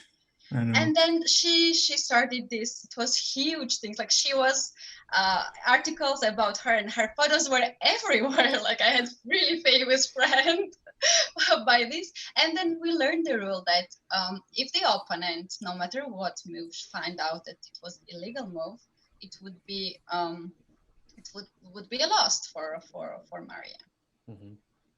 So this is something really strange. Like when you make a legal move and you call for arbiter, that gives only 2 minutes to you. But if something like this happens, that you castle at the wrong time. Yeah, I had this experience of when you enter the move and it tells you it's illegal, but it was live because I tried to castle and then I entered the move on my digital Monroy device and it wouldn't take it. And then I looked up at the opponent and he was like, you already moved your king, dude. I think there was a Chess 24 when Jan Gustafsson was commentating, maybe in the early years. It didn't do the en passant, I think. It said it's not possible. Like white played a4 and black couldn't take b takes a3. He physically couldn't make a move b takes a3. No, it was the other way. It let him take en passant even after the move was played. Next move this too, is not possible. This shouldn't be possible. Apparently on Chess 24, if you play, you can just take en passant whenever it'll let you do it. When you feel like it. Okay, I would show you the solution because I think we have to end the stream now. The solution, I don't see anyone solved. I don't think anyone solved the puzzle. Let's see if it's possible here. Yeah. Oh, it's white's. Wait. It's black to move. That Black was to the move. puzzle. Yes. That's my game from when I was 16. And the win goes like this. No, it's black to move. It's black to move. Yes. Sorry. There you go. It was correct. Yes. So black takes the knight. Wait a second. I cannot. Okay. Takes the knight and then take the pawn on e4. For some reason, I cannot make moves. Are you able to do so now? No, for some reason I cannot do it. Sorry, what move are you trying to make? Now it's correct. Yes, knight takes, pawn takes, and rook takes e4. It seems like a silly decision, but if queen takes, there's one more move needed. It's bishop f5, trapping. The queen has no place to go. Yummy, fat queen. Yeah, my opponent blundered this one and I won the game and then went on to get some good result. But 2200 elo was my opponent and I was like 23 or 2300. And that was the nice combination. I never seen this kind of in Benoni, but somehow during the game I figured it out. Normally you're not supposed to do this in Benoni, takes. But if you win that e4 pawn, that is a good one.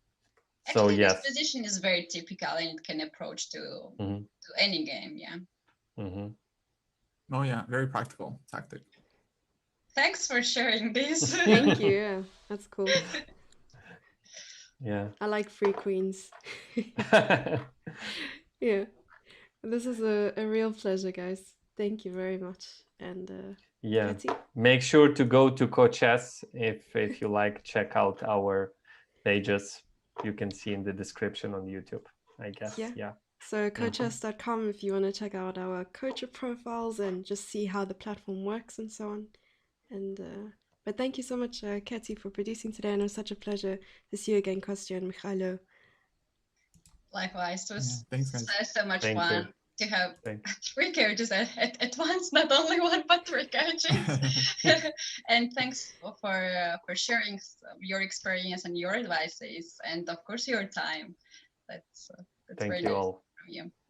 See you guys. And also from our viewers that they spent some time with us.